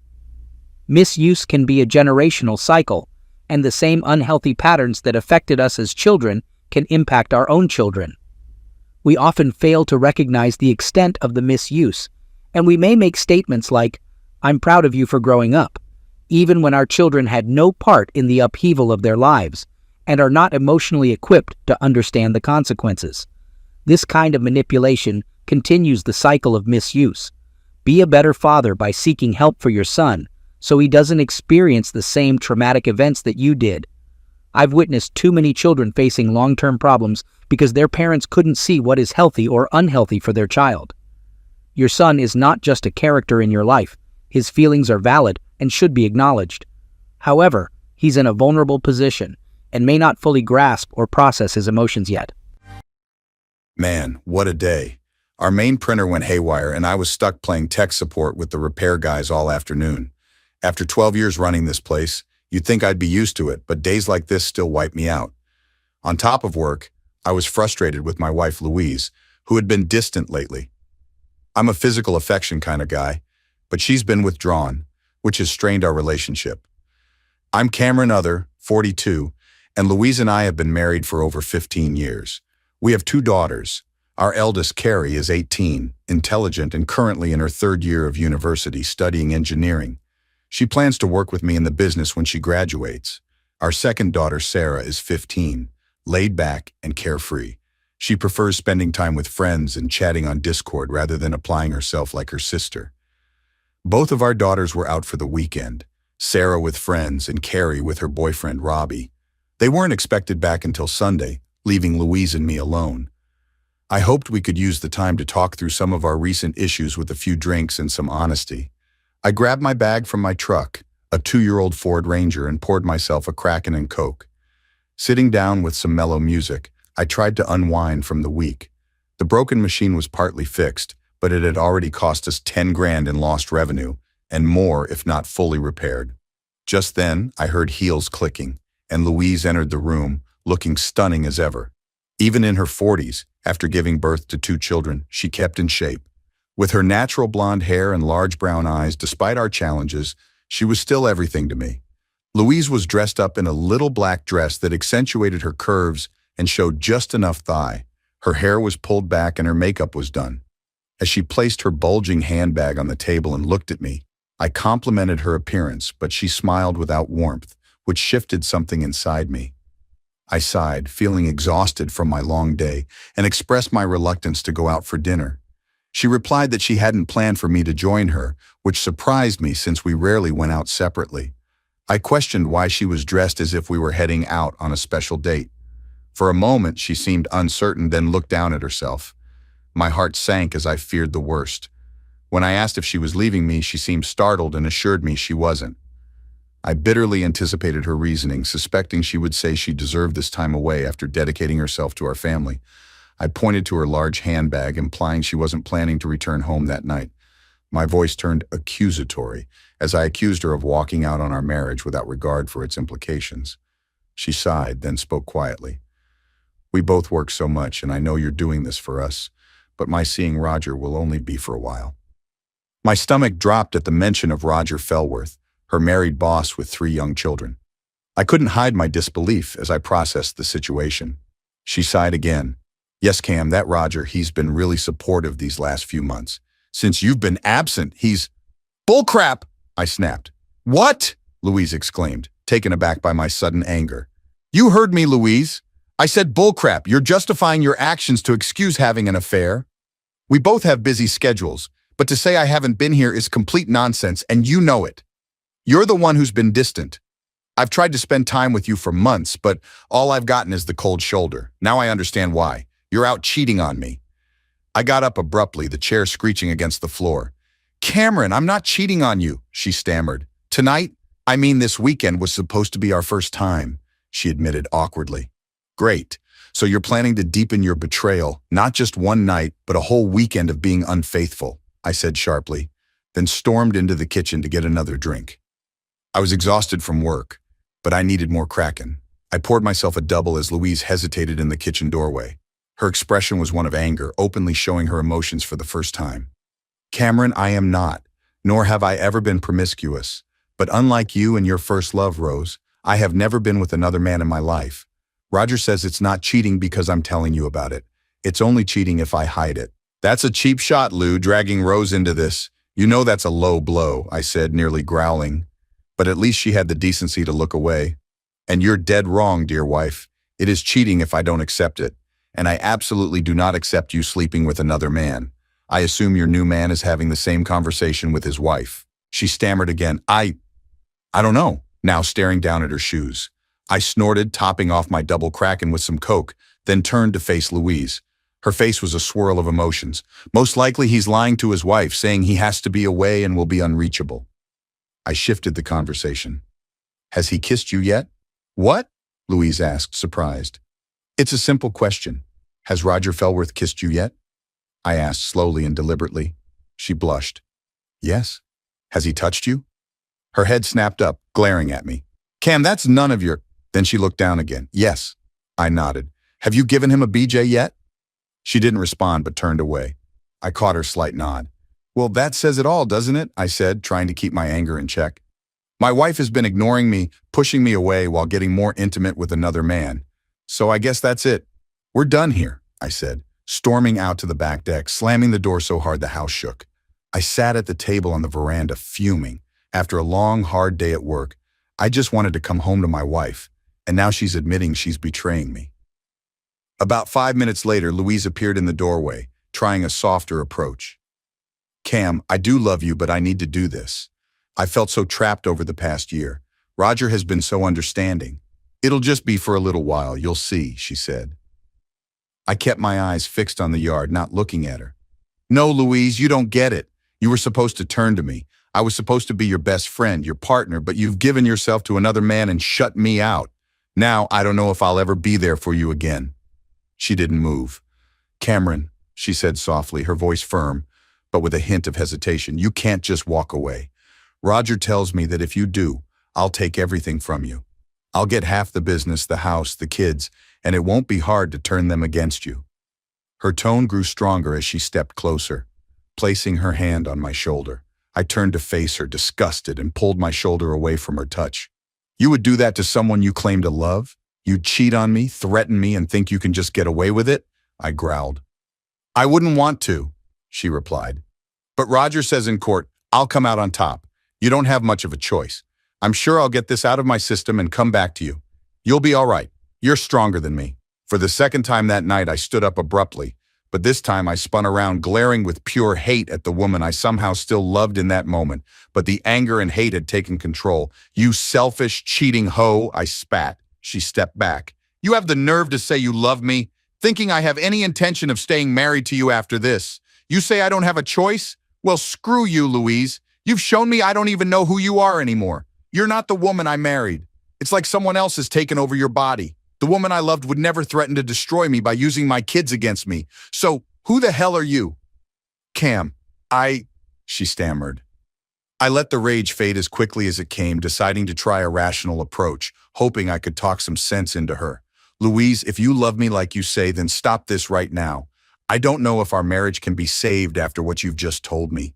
You've gotten intimate with another man, even if you haven't slept with him. If you stop it now and agree to go to counseling, I promise I'll try to understand what you've been going through. I'll try to forgive you for betraying me. My betrayal? She whispered. I nodded. Counseling? She whispered again. Yes, Louise, counseling. You might not see it now, but our marriage is on its last legs after what you've just laid out. So call it off and let's get some emergency counseling. I'll call Rose now and we can have her come over tonight to help. Earlier, Louise threw Rose in my face and she was right. Rose was my first love. But it wasn't meant to be, as life took us in different directions. We ended up falling in love with other people. Still, Rose and her husband Toby became close friends to both of us. I never thought Louise would use my past with Rose against me in an argument, until tonight. Rose, being a therapist, and Toby had also become two of my closest friends over the years. We got along great, mostly because we shared similar views on everything from religion and politics to closeness and fidelity. It didn't hurt that our kids grew up together. Robbie, Rose, and Toby's son and Carrie were inseparable from the moment they were born. They've been dating since the 5th grade. I knew, given the right support, their relationship would continue to grow into something solid. "No, Cam, I don't want Rose involved in this," Louise said, her tone defiant. She sighed. "Look, Cam, I know you're mad. You might think I don't understand, but I do." I started to correct her, but she raised her hand to stop me. "Let me finish. You think I don't love you, but I do. You're right, those threats were wrong. I shouldn't have said that, but it doesn't make it any less true."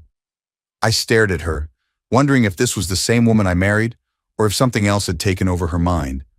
"I'll make you a deal. I know I've hurt you, but Cameron, I'm still going away with Roger this weekend. After that, I'll go to counseling. It might take a while, but if counseling is that important to you, we'll go once Roger and I are done with each other." "And what about the girls?" I asked. "What about them?" Louise replied. "How are we going to tell them we're separating?" I asked, my voice flat. "Cameron, we're not—" She stopped mid-sentence, sighing. "We are not separating. I told you, sooner or later, things with Roger will run their course. I'll come back. The girls won't be affected." "I'm calling bullcrap again," I said, staring at her. "And what about me? While you're off having your fun with Roger, what about me? Where's the love for me?" What do you mean?" Louise hesitated again. "Louise, I'm a guy who needs affection. You've pulled away from me. We haven't had closeness in over 8 weeks, and you haven't even kissed me in 2. I feel no love from you, Louise. So, what am I supposed to do?" She looked at me like it had never crossed her mind that I might need something, some attention, or even consideration. "I don't know," she muttered, looking down. "Roger says I need to be his for now." I exploded, my emotions boiling over with disappointment, anger, and sadness. "Screw Roger! Oh, wait. That's exactly what you're going to do and not give a damn about your husband. Cameron, that's not fair," I nearly screamed, cutting her off.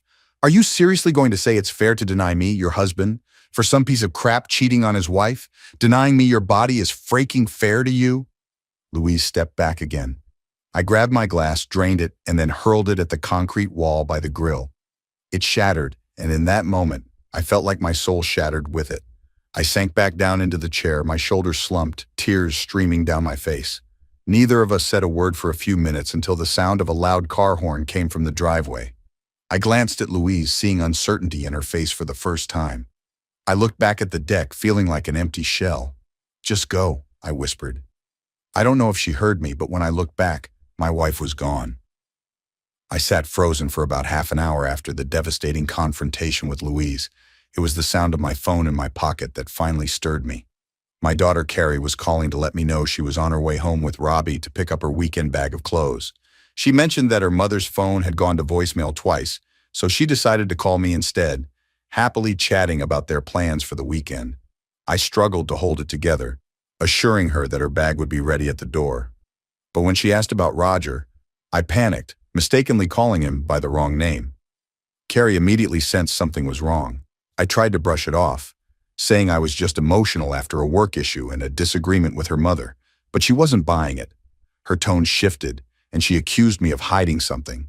I downplayed her concerns, urging her to enjoy her weekend, and hung up quickly, feeling guilty for not telling her the truth. I splashed water on my face, grabbed Carrie's bag from her room, and placed it by the garage door. While cleaning up some broken glass, Carrie rushed in, worried. Her expression reminded me of Louise when things were still good. I told her where her bag was, and Robbie joined us, clearly sensing something was off. Carrie squeezed my hands and mentioned that Louise had called her earlier, but something felt off. Then she bluntly accused her mother of cheating, and I admitted it. I told her Louise had given me an ultimatum and left with her lover. They stayed with me that night, and Robbie brought Thai food and drinks. Over dinner, I explained what had happened. Carrie asked about the prenuptial agreement, which stipulated that if Louise cheated, she'd walk away with nothing but her clothes. I shook my head, telling her that Louise believed it wasn't cheating since she had been upfront about her intentions. Carrie disagreed, saying cheating was still cheating, and mentioned that both she and Sarah had felt something was wrong for weeks. Suddenly, I realized I needed to talk to Sarah. Carrie warned me not to lie and pretend everything was fine, saying she wasn't sure she could forgive Louise for hurting me. I reminded her Louise was still her mother, but Carrie was firm. What Louise had done was wrong. She offered to speak with her mother in the morning, sensing something was off. As we ate the Thai food, I found a bit of comfort in the meal and the company. Later, Rose asked to speak to me privately, and the others quietly stepped inside. Rose sat across from me, noticing my expression, and complimented my daughter. Rose, my first love from high school, had dated Toby after we split for college. Despite our past, Rose and I remained close, never crossing the line with our spouses. Our kids, Carrie and Robbie, dating only strengthened our family ties. Carrie even told me she and Robbie had slept together for the first time on his 18th birthday. As I reflected on this, Rose asked how I was doing, urging me to be honest. I admitted I was overwhelmed, still loving Louise but hating what she'd done to me. I was filled with anger, sadness, and confusion. Rose asked how I planned to cope, and I responded sarcastically, brushing off her psychological insights. I knew separation, maybe divorce, was coming, and I'd have to enforce the prenup. I recalled begging Louise to stay, even after she admitted to sleeping with Roger, but all I got were threats of losing everything and having my daughters turned against me. Rose understood, but said she couldn't be my counselor due to our connection. She promised to find someone for me to talk to and reassured me of their support. We shared a quiet laugh about Carrie's anger when Robbie was first asked to a dance. I thanked Rose, feeling guilty that she was caught in the middle, but she reassured me they'd have done the same for Louise if roles were reversed. As Rose and I talked, she joked that Toby and I were so loyal we could be brothers, though we looked nothing alike. We spent the next hour discussing my feelings, and she listened patiently. Inside, Robbie and Carrie were cuddled on the couch, and Carrie expressed concern for me. I admitted I wasn't okay, but appreciated them staying, even though they had planned a weekend away. The evening ended, and Rose and Toby promised to bring breakfast in the morning. I said goodnight to Carrie and Robbie, then showered and read in bed. Carrie offered to get me coffee in the morning, sensing my mood. After my shower, I tossed Louise's leftover clothes on the floor, planning to box them up later. Settling in with my iPad to read, Toby messaged to say they were home and thinking of me. I thanked him, and he mentioned they'd come by around 9 in the morning. Just before putting my phone down, I decided to ping Louise's phone through the Find My Phone app. It showed she was a couple of hours away in the Blue Mountains, confirming her infidelity. I took a screenshot for proof and then logged into our home security system, reviewing footage from the back patio earlier that night. Sure enough, the camera had caught the footage of Louise and me talking about her cheating when I stepped outside. I also checked the front camera and saw a big guy get out of a shiny BMW, greet Louise with a kiss, and then drive off with her. Now I had solid proof, her confession, video evidence of her leaving with Roger Fellworth, and the ping from her phone showing she wasn't at my place. I pulled out my laptop, logged into the Swan security system, and exported the videos. I attached them to an email with instructions to start divorce proceedings. While I was struggling to find the right words from my lawyer and just about to send the email, my phone rang. It was Louise. She must have been awake with Roger, hearing the Find My Phone ping. I let it go to voicemail. A moment later, I got a notification. I played it. Cameron, Roger and I heard my phone ping. Don't do anything stupid. Sooner or later, this will be over and we'll talk. Then you'll do things my way. If you do anything else, Roger will ruin you and I'll take everything from you, I heard Louise say. I could hear Roger laughing in the background. Yeah, little cuck boy. Trust me, it won't last forever. But if you say anything to anyone, I'll make it my personal mission to destroy you piece by piece until you lose everything. Your wife, your kids, your business, and whatever respect you think you have. When Louise and I are done, she'll come back to you. Just play along and everything will be fine. Now Louise and I have to get back to it. I think she was about to give me something she's never given you before, her ass, before you interrupted. As the voicemail ended, I heard them both laughing. I sat there stunned. I'd heard a lot of crude things in my life, but the sheer disrespect and arrogance from that guy flipped a switch in me. I decided right then, it was time for their destruction, not mine. I revised my email requesting immediate service of divorce papers to Louise at her workplace and a lawsuit against Roger Fellworth. Even though there's no alienation of affection law in Australia, I wanted my lawyer to take action. I also planned to sue their workplace for causing mental distress, impacting my business. While I knew these lawsuits might not succeed, I wanted to file them to shake their confidence, alongside the divorce and enforcing the prenup. After sending the email, I realized I didn't yet have Roger's wife's details but planned to inform her about her cheating husband once I did. Despite taking action, sleep evaded me. I overheard Carrie and Robbie waking up before I drifted off briefly. Robbie fetched coffee and Carrie hugged me, admitting neither of us had slept well, still processing Louise's betrayal. We talked about her university degree, avoiding the painful topic until Robbie returned with coffee. While drinking, I explained my plans to sue Louise, Roger, and their workplace.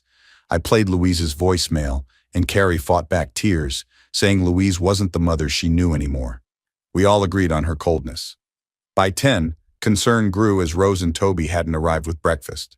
Robbie tried calling them with no answer.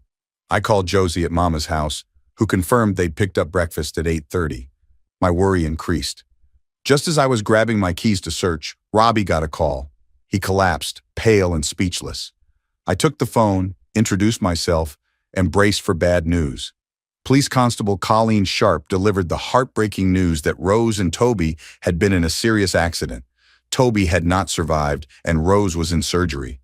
I felt my breath catch as I processed the news, with Robbie nearly catatonic and Carrie struggling to support him. The constable explained that Toby had died from severe injuries, and Rose was at Royal North Shore Hospital. I confirmed we'd be there soon, quickly gathering ourselves. We arrived at the hospital's trauma surgery within 30 minutes. Nurses tried to calm us as we frantically asked about Rose's condition and Toby's body. PC Sharp introduced herself and shared details of the accident. A truck had collided with Rose and Toby's car, leaving it wrecked. Toby took the brunt of the impact and died from multiple injuries, including a skull fracture and severe punctures. Rose was critically injured, suffering from a skull fracture, broken legs, and the loss of her left hand and part of her forearm. Thankfully, her arm had been positioned to prevent fatal blood loss before help arrived. The rest of the day blurred by with conversations and calls. Robbie, despite his shock, stayed by my side, helping contact family members. We notified his grandparents, Toby's brother and Rose's brother. When the morgue arrived, Carrie and I helped Robbie with the paperwork for his father's passing. Carrie called Sarah, who arrived within an hour, crying alongside Robbie and Carrie. Sarah innocently asked where their mother was, and Carrie bitterly responded that she wouldn't be coming. Sarah then darkly asked if Roger had caused the accident. Carrie and I exchanged glances, realizing the depth of the day's events.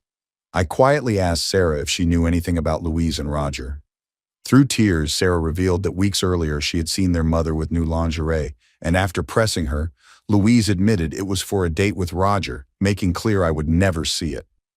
Carrie questioned Sarah on why she hadn't said anything earlier. Sarah admitted she felt uncomfortable and had been avoiding home to escape the tension. I hugged her, wishing she had confided in me, but I understood her hesitation. Through her tears, Sarah expressed regret, feeling that if she had spoken up, maybe Rose and Toby would still be alive. We left the hospital to freshen up before returning. Carrie and Sarah went back to the hospital in Carrie's car while I followed. By 4 a.m, Rose was out of surgery, bruised and battered but alive. She remained in the ICU for monitoring. Despite his grief, Robbie asked to meet the surgical team who saved his mother's life, and I felt proud of him, hoping he'd one day be my son-in-law. We stayed at the hospital throughout the day. I retrieved my laptop and chargers, confirming that divorce papers were set to be served on Louise, Roger, and their workplace Monday morning. My capable lawyer had everything in motion.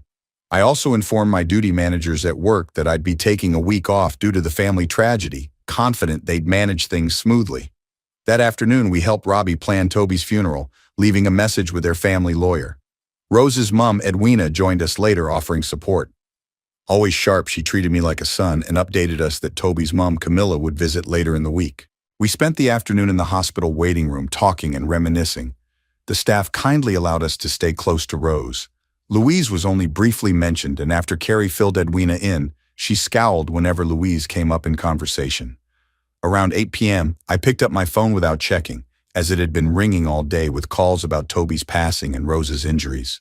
I answered the phone, watching Robbie hug Carrie, both exchanging smiles and tender looks that deepened their bond even in their mourning.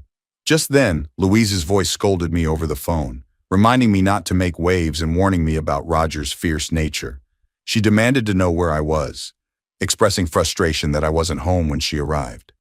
It was clear that any uncertainty or regret from the previous weekend had vanished. replaced by the harsh demeanor of the woman on the line.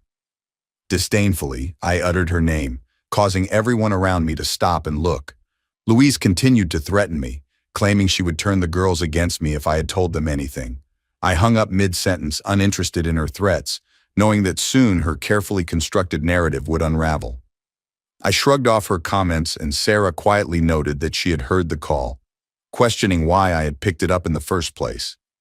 Earlier, I had spent time with her, and she had repeatedly apologized for not speaking up about Louise's deceit, her anger towards their mother mirroring Carrie's. Sarah declared that she would live with me during the divorce, to which I assured her that would be fine. Now in the moment, I looked at her, feeling a sense of warmth and hope as she smiled. It was instinct that made me pick up the call without thinking, but I quickly regained my bearings. Moments later, my phone rang again. Louise, of course. She called repeatedly over the next 10 minutes, then attempted to reach the girls. Half an hour later, Carrie, fed up with the interruptions, answered the phone and shouted at Louise. She firmly told her mother that she had no interest in talking to her and emphasized that we were in mourning, needing space from her deceit. I could hear Louise's furious response, filled with curses I never expected her to direct at her daughter. It was clear she believed Carrie was discussing the breakdown of our marriage rather than the tragedy of Toby's death and Rose's critical condition. Louise was oblivious to the reality of the situation. As Louise continued to rant, Carrie interrupted, asserting her disinterest in being screamed at and revealing that I had told them everything. She expressed her disdain for Louise's actions, stating that she had traded a loving father for a one-night buddy and lost her daughter's respect in the process. Carrie added that both she and Sarah knew about their mother's deceit and that I had forgiven her. She advised Louise to pack a bag because we didn't want her at home when we returned. After another pause for Louise's response, Carrie dismissed her with a faux excuse about boarding a flight, hanging up before Louise could reply. Carrie looked at us and simply said, "Wrong number." Despite the gravity of the situation, everyone, including the nurses at the station, giggled at her remark. Edwina had left for the night, promising to return early the next day. Sarah and I were getting ready to leave for a few hours, planning to swap shifts with Carrie and Robbie later. As we packed, a trauma nurse approached us excitedly saying, "She's awake." We all smiled, relieved. The nurse explained that Rose was conscious but heavily sedated, and after the doctor checked her, we could briefly see her. Over the next hour, we took turns visiting Rose, who was covered in bandages and wires. The most heartbreaking sight was her wrapped stump where her left forearm had been. I softly greeted her with the nickname I'd always used, Petal, but she couldn't speak due to the breathing tube. Despite the sedation, her eyes asked the painful question I didn't want to answer. I shook my head and a tear escaped from her eye. Unable to touch her, I sat with her, talking quietly about how proud I was and how we would all heal together. When I left, a nurse handed me a tissue, and I realized I had been crying without noticing. Exhausted, Sarah and I hugged Carrie and Robbie before heading home. Sarah and I were both exhausted, with just enough time for 3 hours of sleep before heading back to the hospital.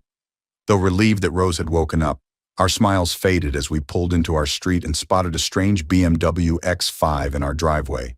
We swore in unison, and I parked outside the house.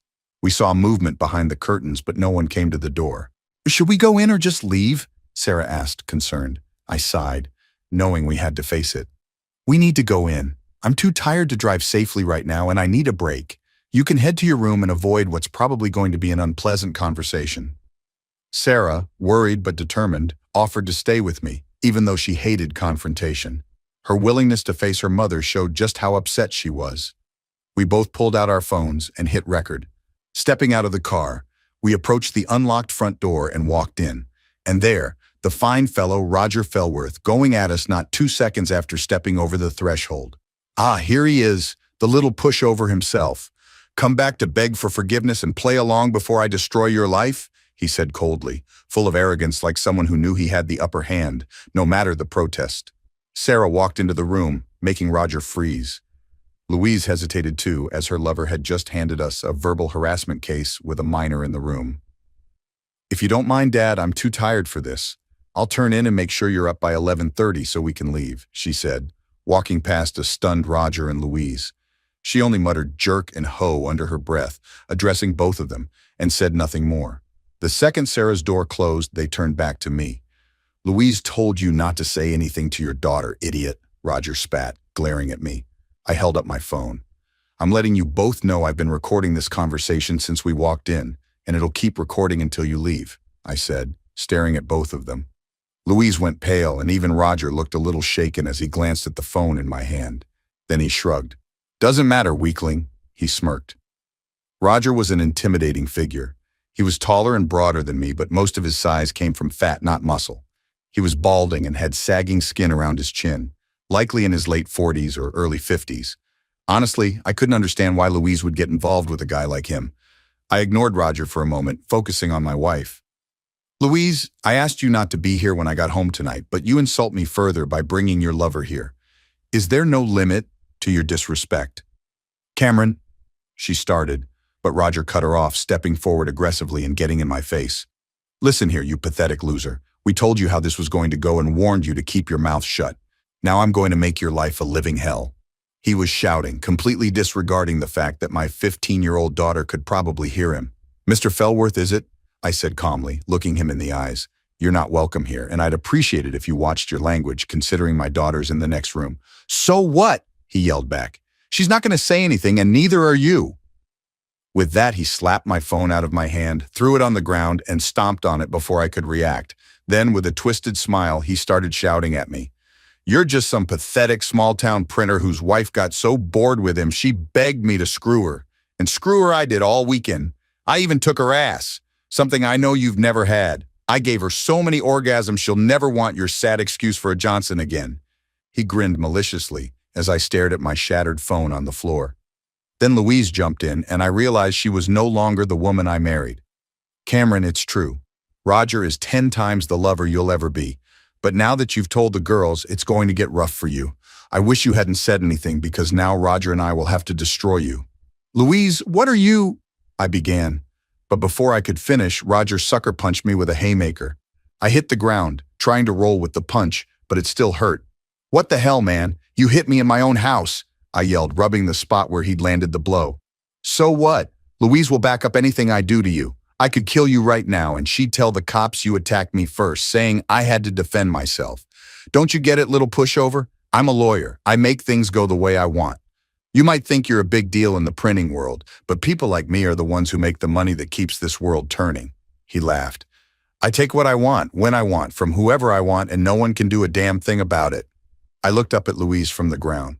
Louise, is this true? Are you really going to back this piece of trash? I asked as I stood up. Roger tensed up, ready for a fight, but when I focused on Louise, he relaxed a bit. She stood there, looking a bit tense but still defiant. I'm sorry, Cameron, but yes, I'll back Roger and everything. Even if he killed you, you're just not the man he is. I stared at her like she had completely lost her mind. I couldn't believe she had been so brainwashed by this pathetic excuse for a man. I shrugged, letting out a sigh. Well then, dear wife, there's nothing more to say. Both of you need to leave now, or I'll give you both the same treatment you just gave me. I'll make sure you can't show your faces around anyone you know without being laughed at for the rest of your lives. Roger, fueled by his earlier sucker punch, thought he could take me. He was big but mostly fat, while I had a solid build from working with printing machines and some amateur boxing experience. When he charged at me, I easily sidestepped and tripped him, sending him crashing into a coffee table. He got up quickly, but Sarah, hearing the noise, ran out screaming for him to leave me alone. Louise tried to hold her back, but Sarah fought to break free. Roger, distracted but still determined, came at me again. I met him head-on with a jab to his throat, stopping him in his tracks. He stood there stunned for a moment, his mouth gaping before collapsing to the floor, confused and dazed. Sarah, look away, baby girl, I said. Once she turned her head, I kicked Roger in the balls with everything I had. He rolled to the side, gasping for air. When he groaned, Sarah glanced back. Sweetie, can you call 911 and tell them your dad has been attacked and I defended us? Let them know we have a recording of the whole thing and expect both police and an ambulance to get here soon, I said calmly. Sarah broke free from Louise's hold, ran back to her room, and slammed the door shut. Good girl. I grabbed Roger by the ear, leaned in close, and spoke quietly into it, glaring at Louise with pure hatred in my eyes. Listen up, dumbass. You took my wife, came into my house thinking I'd roll over, but now you're the one lying on the floor in pain about to be arrested. You have no clue what you've started or how badly I'm going to ruin your pathetic life. You think you're a big man? I just made you a eunuch. I let go of his ear and he dropped back to the ground. What did you do?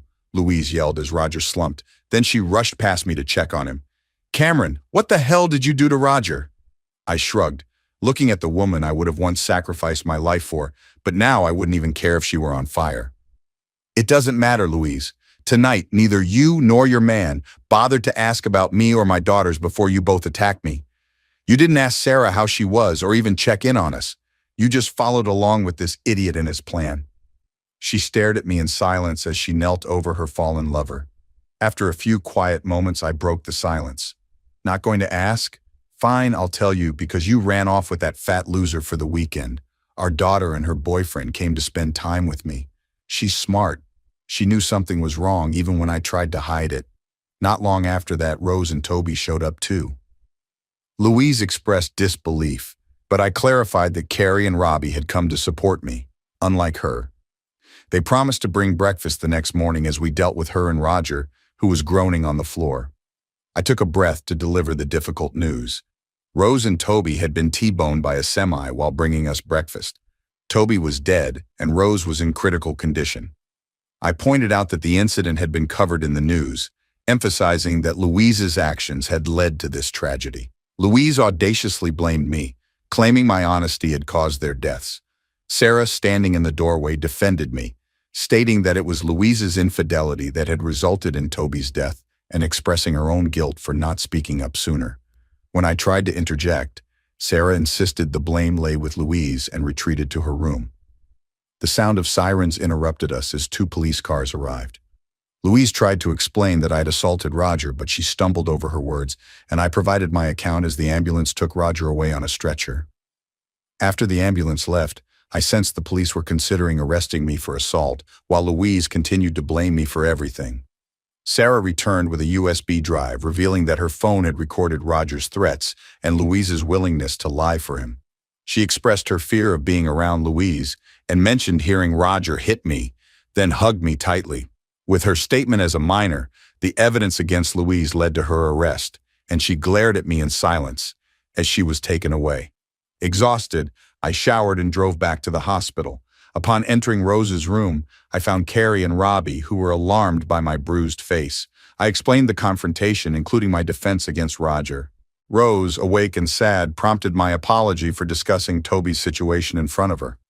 Despite her injuries, she attempted to lift her bandaged arm, and I took her unbroken hand gently. I asked if she needed anything and settled beside her for the night.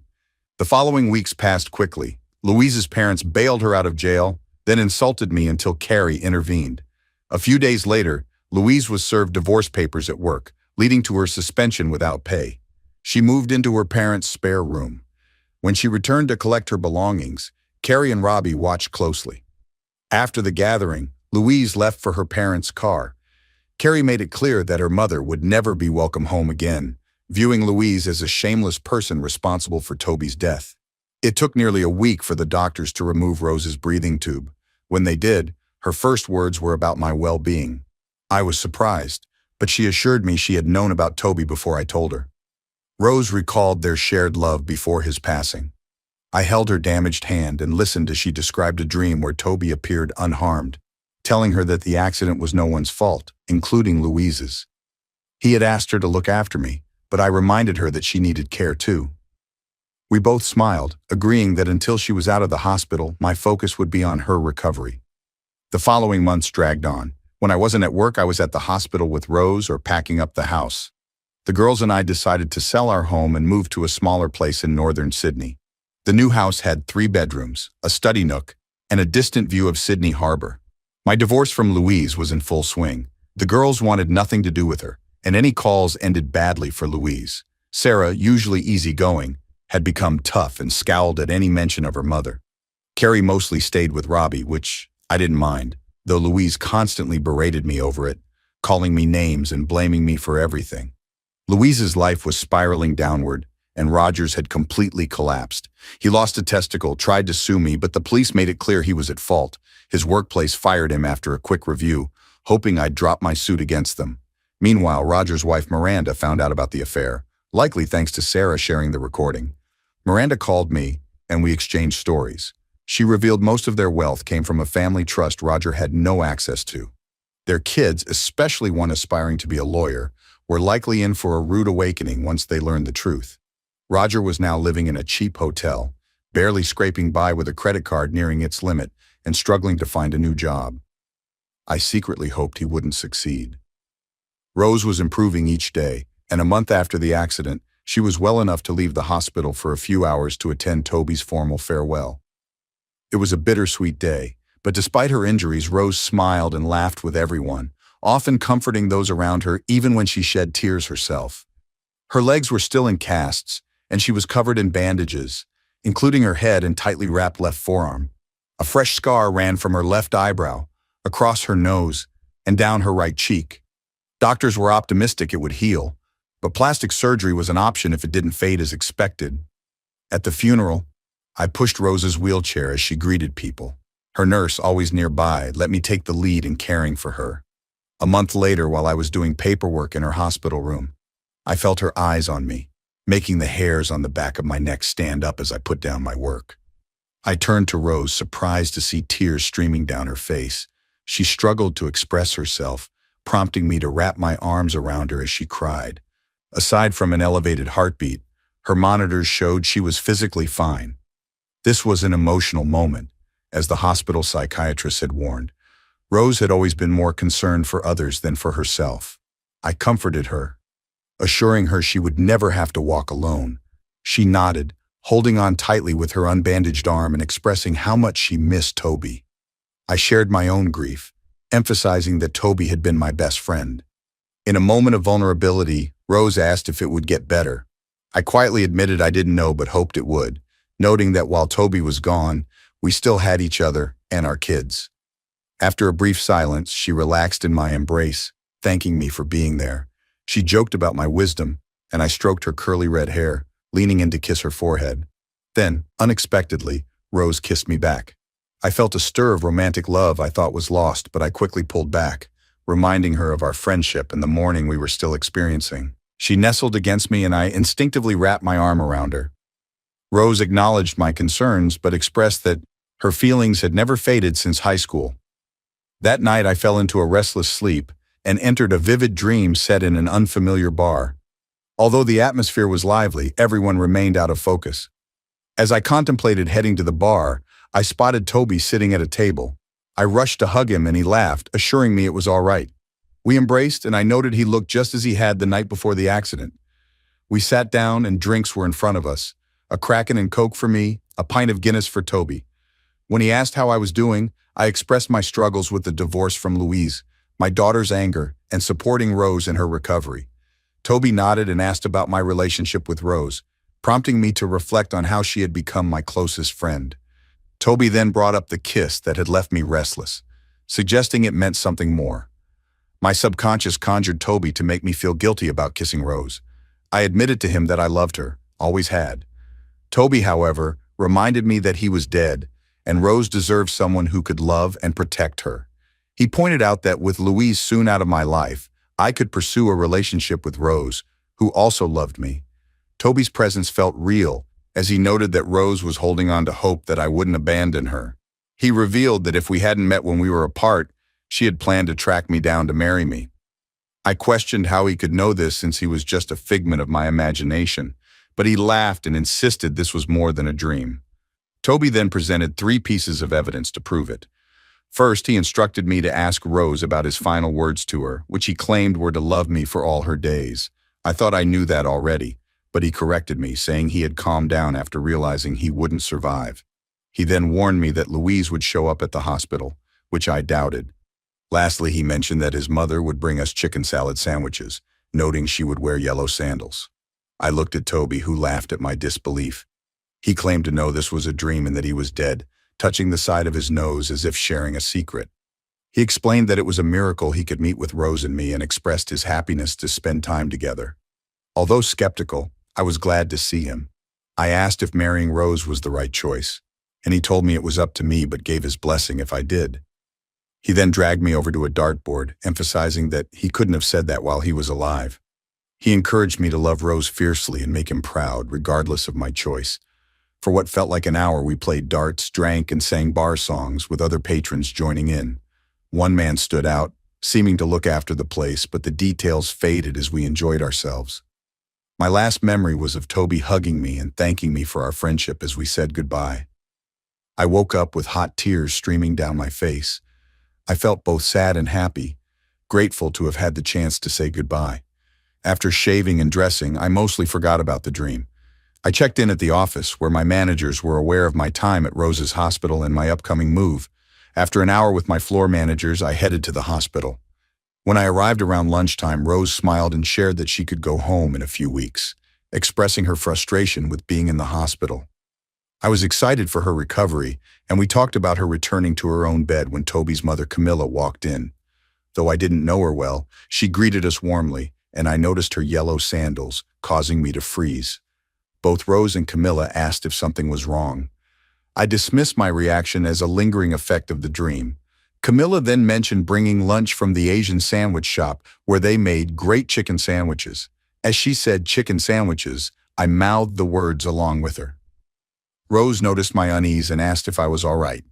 I glanced at the sandwiches and Camilla's sandals, trying to convince myself it was just a coincidence. After lunch, we chatted about inconsequential topics until Louise entered the room. Dressed well and carrying flowers and a gift, she walked in as if nothing had happened in months. Upon seeing me, her demeanor changed. She blamed me for Rose's hospitalization and Toby's death. As I stood up, the tension rose. Rose, crying, demanded Louise leave. Louise insisted I should go instead. I urged Louise to leave, but she exploded, throwing the gift and flowers. I positioned myself between her and Rose while Louise accused me of causing Toby's death and claimed she would care for Rose. I retorted that she had no right to speak to Rose after 2 months of silence. I gestured to the bed behind me. Rose has lost her husband. I've lost my best friend, and the kids and I have been here every day since the accident. Where have you been? I thundered. Cameron, the voice interrupted again. I kept going. I know why you're here. You lost your job. Your parents are tired of your trashy self in their spare room. Your daughters won't talk to you, so you thought you'd manipulate Rose and leech off her until she gets tired of your nonsense. Cameron, Rose's voice called out a third time, insistent. I spun around, furious at being interrupted, only to meet the loving eyes of my best friend. My anger instantly melted. Sorry, I mumbled. It's okay, Rose said, then turned to glare straight at Louise. Louise, you need to leave. After the way you've treated Cameron, not to mention the tantrum you just threw, it's clear you're no friend of mine. And don't you dare use Toby's death as an excuse to blame Cameron. You've become vile. And I'm ashamed I ever called you my friend, let alone confided in you all these years. Louise started to protest, but Rose raised her hand. Save it, Louise. You won't be staying at my place. We're no longer friends and you're not welcome here. Do I need to call security to have you escorted out? Rose asked, her tone cold toward my soon-to-be ex-wife. Rose, Louise pleaded, that's not fair. No one is listening. No, Louise, Rose cut her off, her voice rising with anger. What's not fair is that my husband is dead, and I'm maimed for life because you decided to cheat on your husband, who happens to be one of my closest friends. The room went silent. All we could hear were the faint sounds from the hallway. No one said a word. Then that familiar scowl appeared on Louise's face. The one I knew meant she was in denial of everything and everyone around her. She looked from Rose to me, back to Rose, and then to me again, her expression cycling through a range of emotions. But the scowl stayed. Finally, her gaze locked onto Rose one last time, and she let loose her venom. Well, screw you, Rose. I see how it is.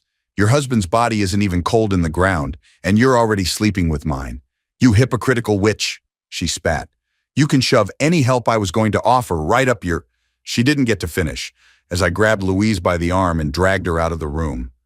I headed down the corridor toward the nearest exit, slamming open the fire doors as I went, still pulling her along. Thankfully, they weren't alarm doors. Louise kept sputtering and cursing the whole way, yelling back toward Rose's hospital room. I knew security would show up soon. I stopped and turned to face my out-of-control wife. Louise, I don't know what the hell happened to you. I don't know what turned you from a loving wife and caring friend into this nightmare, but it stops right now, I said firmly.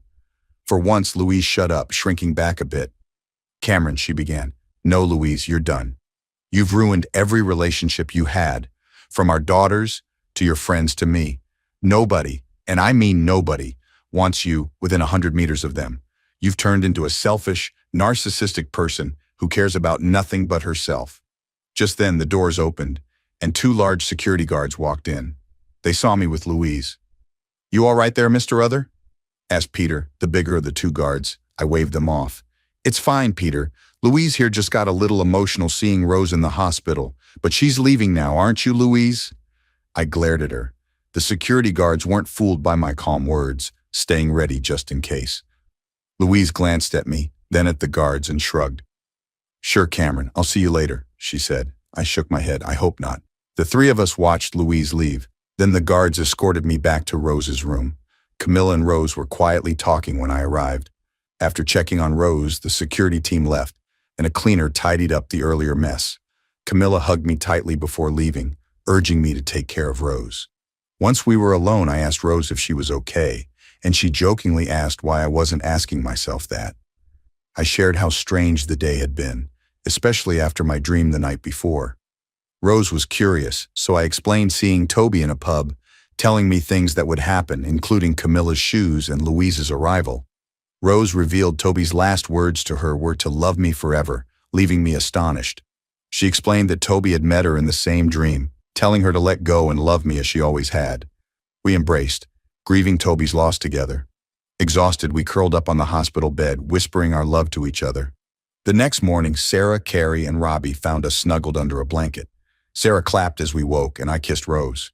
We shared what happened with Louise, leaving out the dream about Toby. Later that week, everyone agreed Rose would move in with Sarah and me after her release, while Carrie and Robbie would live at Rose's place and rent the other rooms. By the time Rose was discharged, she was using removable casts, and while we all saw her stump, she had come to terms with her disability. Her skull fracture had healed, with only a mild concussion remaining. Bringing Rose home was one of our happiest days. Our relationship had progressed to intimacy, with doctors advising us to be cautious for the first few months. The kids had already moved Rose's belongings into the master bedroom. After spending time together, they left, and Rose asked for my help in the bedroom, needing release after months. I supported her as we walked to the bedroom, carefully helping her out of her leg braces and clothes. The next morning, Carrie entered with a joke, asking if we slept well. Rose, forgetting she was naked, sat up and quickly apologized, making Carrie blush but laugh. She then informed us that breakfast was ready. We joined everyone 10 minutes later, and the atmosphere felt light and familial, as if we had always been together. A few weeks later, my divorce from Louise was finalized. Per the prenup, she received very little, but I gave her a check for $40,000 to help her start fresh. I heard she was offered a job in Wollongong, hoping it would encourage her to move on. Roger, meanwhile, was caught selling pills and sentenced to 2 years for trafficking, which felt fitting. 6 months later, Rose and I got married. She looked stunning in her dress, holding a bouquet over her stump. Despite her struggles with body image, with the kids and me by her side, her depression didn't last long. Rose changed careers, counseling others who had lost limbs. 2 years after our wedding, she was honored for her work with the disabled and credited me for supporting her in rebuilding her life after the accident.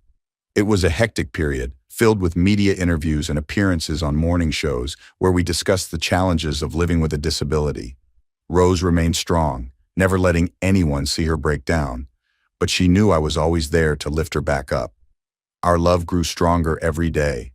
Though we had disagreements, we always resolved them before bed, never going to sleep angry. We didn't see Louise for 3 years, until Carrie and Robbie's wedding. They had both graduated and secured good jobs, ready to start a family. Carrie initially didn't want to invite her mother, as they had only spoken twice in 3 years, both times tense. But I encouraged her to invite Louise, if only for the fact that she was her mother. Carrie finally agreed, but insisted Louise sit with the guests, not with family. Louise ended up sitting with her elderly parents, a compromise that kept the peace. At Carrie's wedding, I was at the bar when Louise appeared, ordering a drink. She acknowledged never apologizing for the past, and I agreed. She admitted she had been a mess, her fault entirely. I glanced over at Rose and our daughters laughing together. Louise mentioned following our success and realized she'd never have that connection with our girls again. She asked if they hated her, and I confirmed they did, though time might soften it. She then asked if I hated her. I shrugged, saying I had negative feelings, but I convinced Carrie to invite her. Louise, now a hollow version of her former self, seemed broken. I studied her for a moment before answering. I invited Louise to Carrie's wedding not for her sake, but to ensure our daughter had no regrets starting her own marriage. I made it clear that I had no interest in seeing Louise again, and joined my family for the wedding, leaving her behind. I later heard her whisper an apology, but her actions had drained any sympathy. The rest of the night was filled with joy, dancing, and laughter. We never saw Louise again after that. Years later, we learned from her parents that she had passed away alone in a hospital, refusing to let anyone inform us. It was a sad end to her story. Meanwhile, Rose and I built a life full of love and adventure. We traveled, spoiled our grandchildren and great-grandchildren, and never lost our passion for each other. Even in our later years, we had our mischievous moments, caught occasionally by family, but no one ever complained. They saw that our love endured, unchanged over the decades. Every time I looked at Rose, I still saw the girl I fell in love with and knew we would love each other until the end.